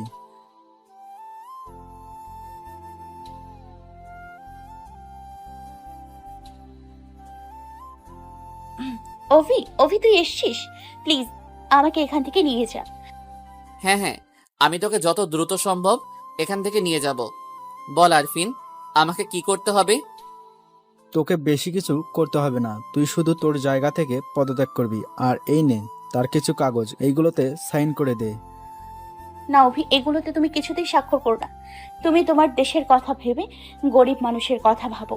তুমি যদি পদত্যাগ করো তাহলে তাদের কি অবস্থা হবে ভেবে দেখেছো? প্লিজ। আমি যে কাজটিতে স্বাক্ষর করতে যাব ঠিক সেই সময় গোলাগুলি শব্দ হয়। এগুলো কি হচ্ছে অভি? তুই আমার সাথে এভাবে গেম খেললি? কেন, এতে অন্যায়ের কি আছে? তুই আমার সাথে কতবার কি করতে গেছিস সেগুলো আমি সবকিছুই মনে রেখেছি। আর আমি জানতাম তুই এটা এমনই একটা কাজ করাবি যার জন্য আমি সবকিছু প্রস্তুতি নিয়ে রেখেছি। তুই কিন্তু এটা ঠিক করলি না, বলে দিলাম।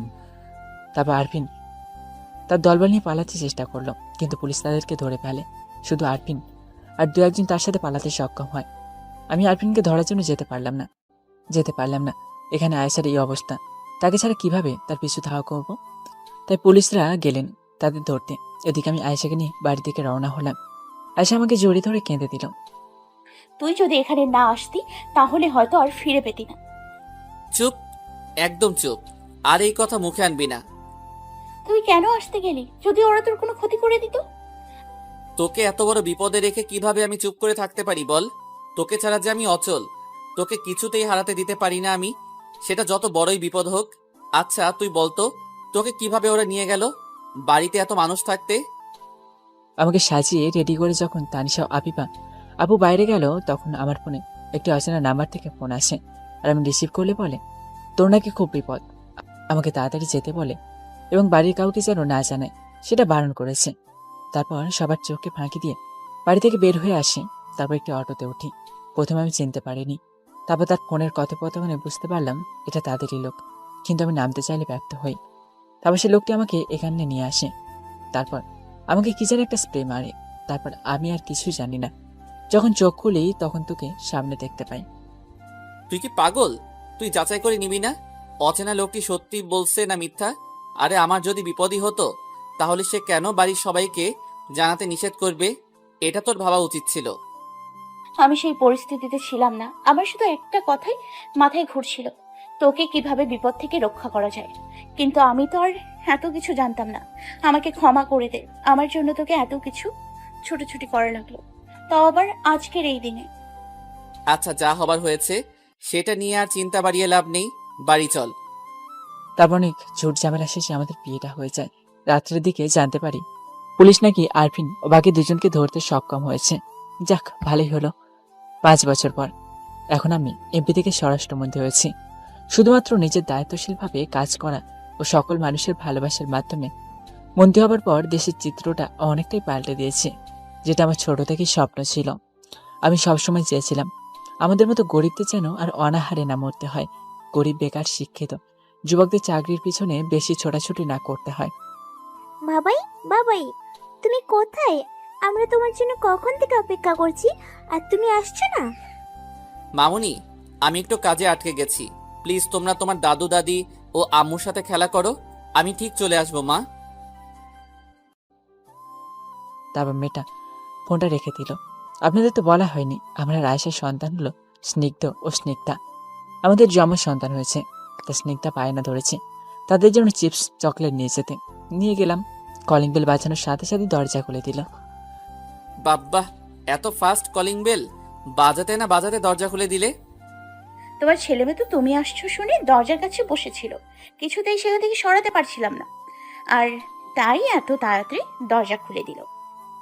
বাবাই, বাবাই, জানো তুমি না চলে যাওয়ার পর আম্মু খালি বকা দেয় আমায়। আমি খুব পচা। ওরে দুষ্টু, এখন বাবার কাছে বিচার দেওয়া হচ্ছে তবে রে। তারপর আয়েশা তাদের তেড়ে আসলে দৌড়ে এসে আমার বুকের ভিতর দুজনে লুকিয়ে পড়ে। আচ্ছা আচ্ছা হয়েছে, কাজে থেকে এসেছি, খুব ক্লান্ত লাগছে, খেতে দাও, খেয়ে বিশ্রাম নিব। আচ্ছা বসো, আমি খেতে যাচ্ছি। স্নিগ্ধা, তোমার বাবা ক্লান্ত, এখন তাকে বিশ্রাম নিতে দাও। তোমরা দাদি দাদুর সাথে গিয়ে খেলা করো। আচ্ছা আম্মু। এই দেখো তোমাদের জন্য কি নিয়ে এসেছি। ওয়াও, চকলেট, চিপস, ধন্যবাদ বাবাই। তারপর দুজন দুই গালে চুমু দিয়ে চলে গেল দাদু দিদার কাছে। খেয়ে বিশ্রাম নিচ্ছিলাম, ঠিক সে সময় প্রধানমন্ত্রীর ফোন। আসসালামু আলাইকুম স্যার। ওয়ালাইকুম আসসালাম। মিস্টার রবি, আপনার কাজটা অসাধারণ হয়েছে, অনেক ভালো একটা কাজ করেছেন। আপনার মতো কাউকে দলে পেয়ে ধন্য হয়ে গেছি। আশা করি সবসময় আপনার কাজটা দায়িত্বশীলভাবে করবেন। জি স্যার, অনেক ধন্যবাদ, এটা আমার কর্তব্য, আর আমি আমার কর্তব্য থেকে কখনো বিমুখ হব না। আর দোয়া করবেন স্যার, আমি যেন সবসময় আপনার মতো দেশের সেবা করতে পারি।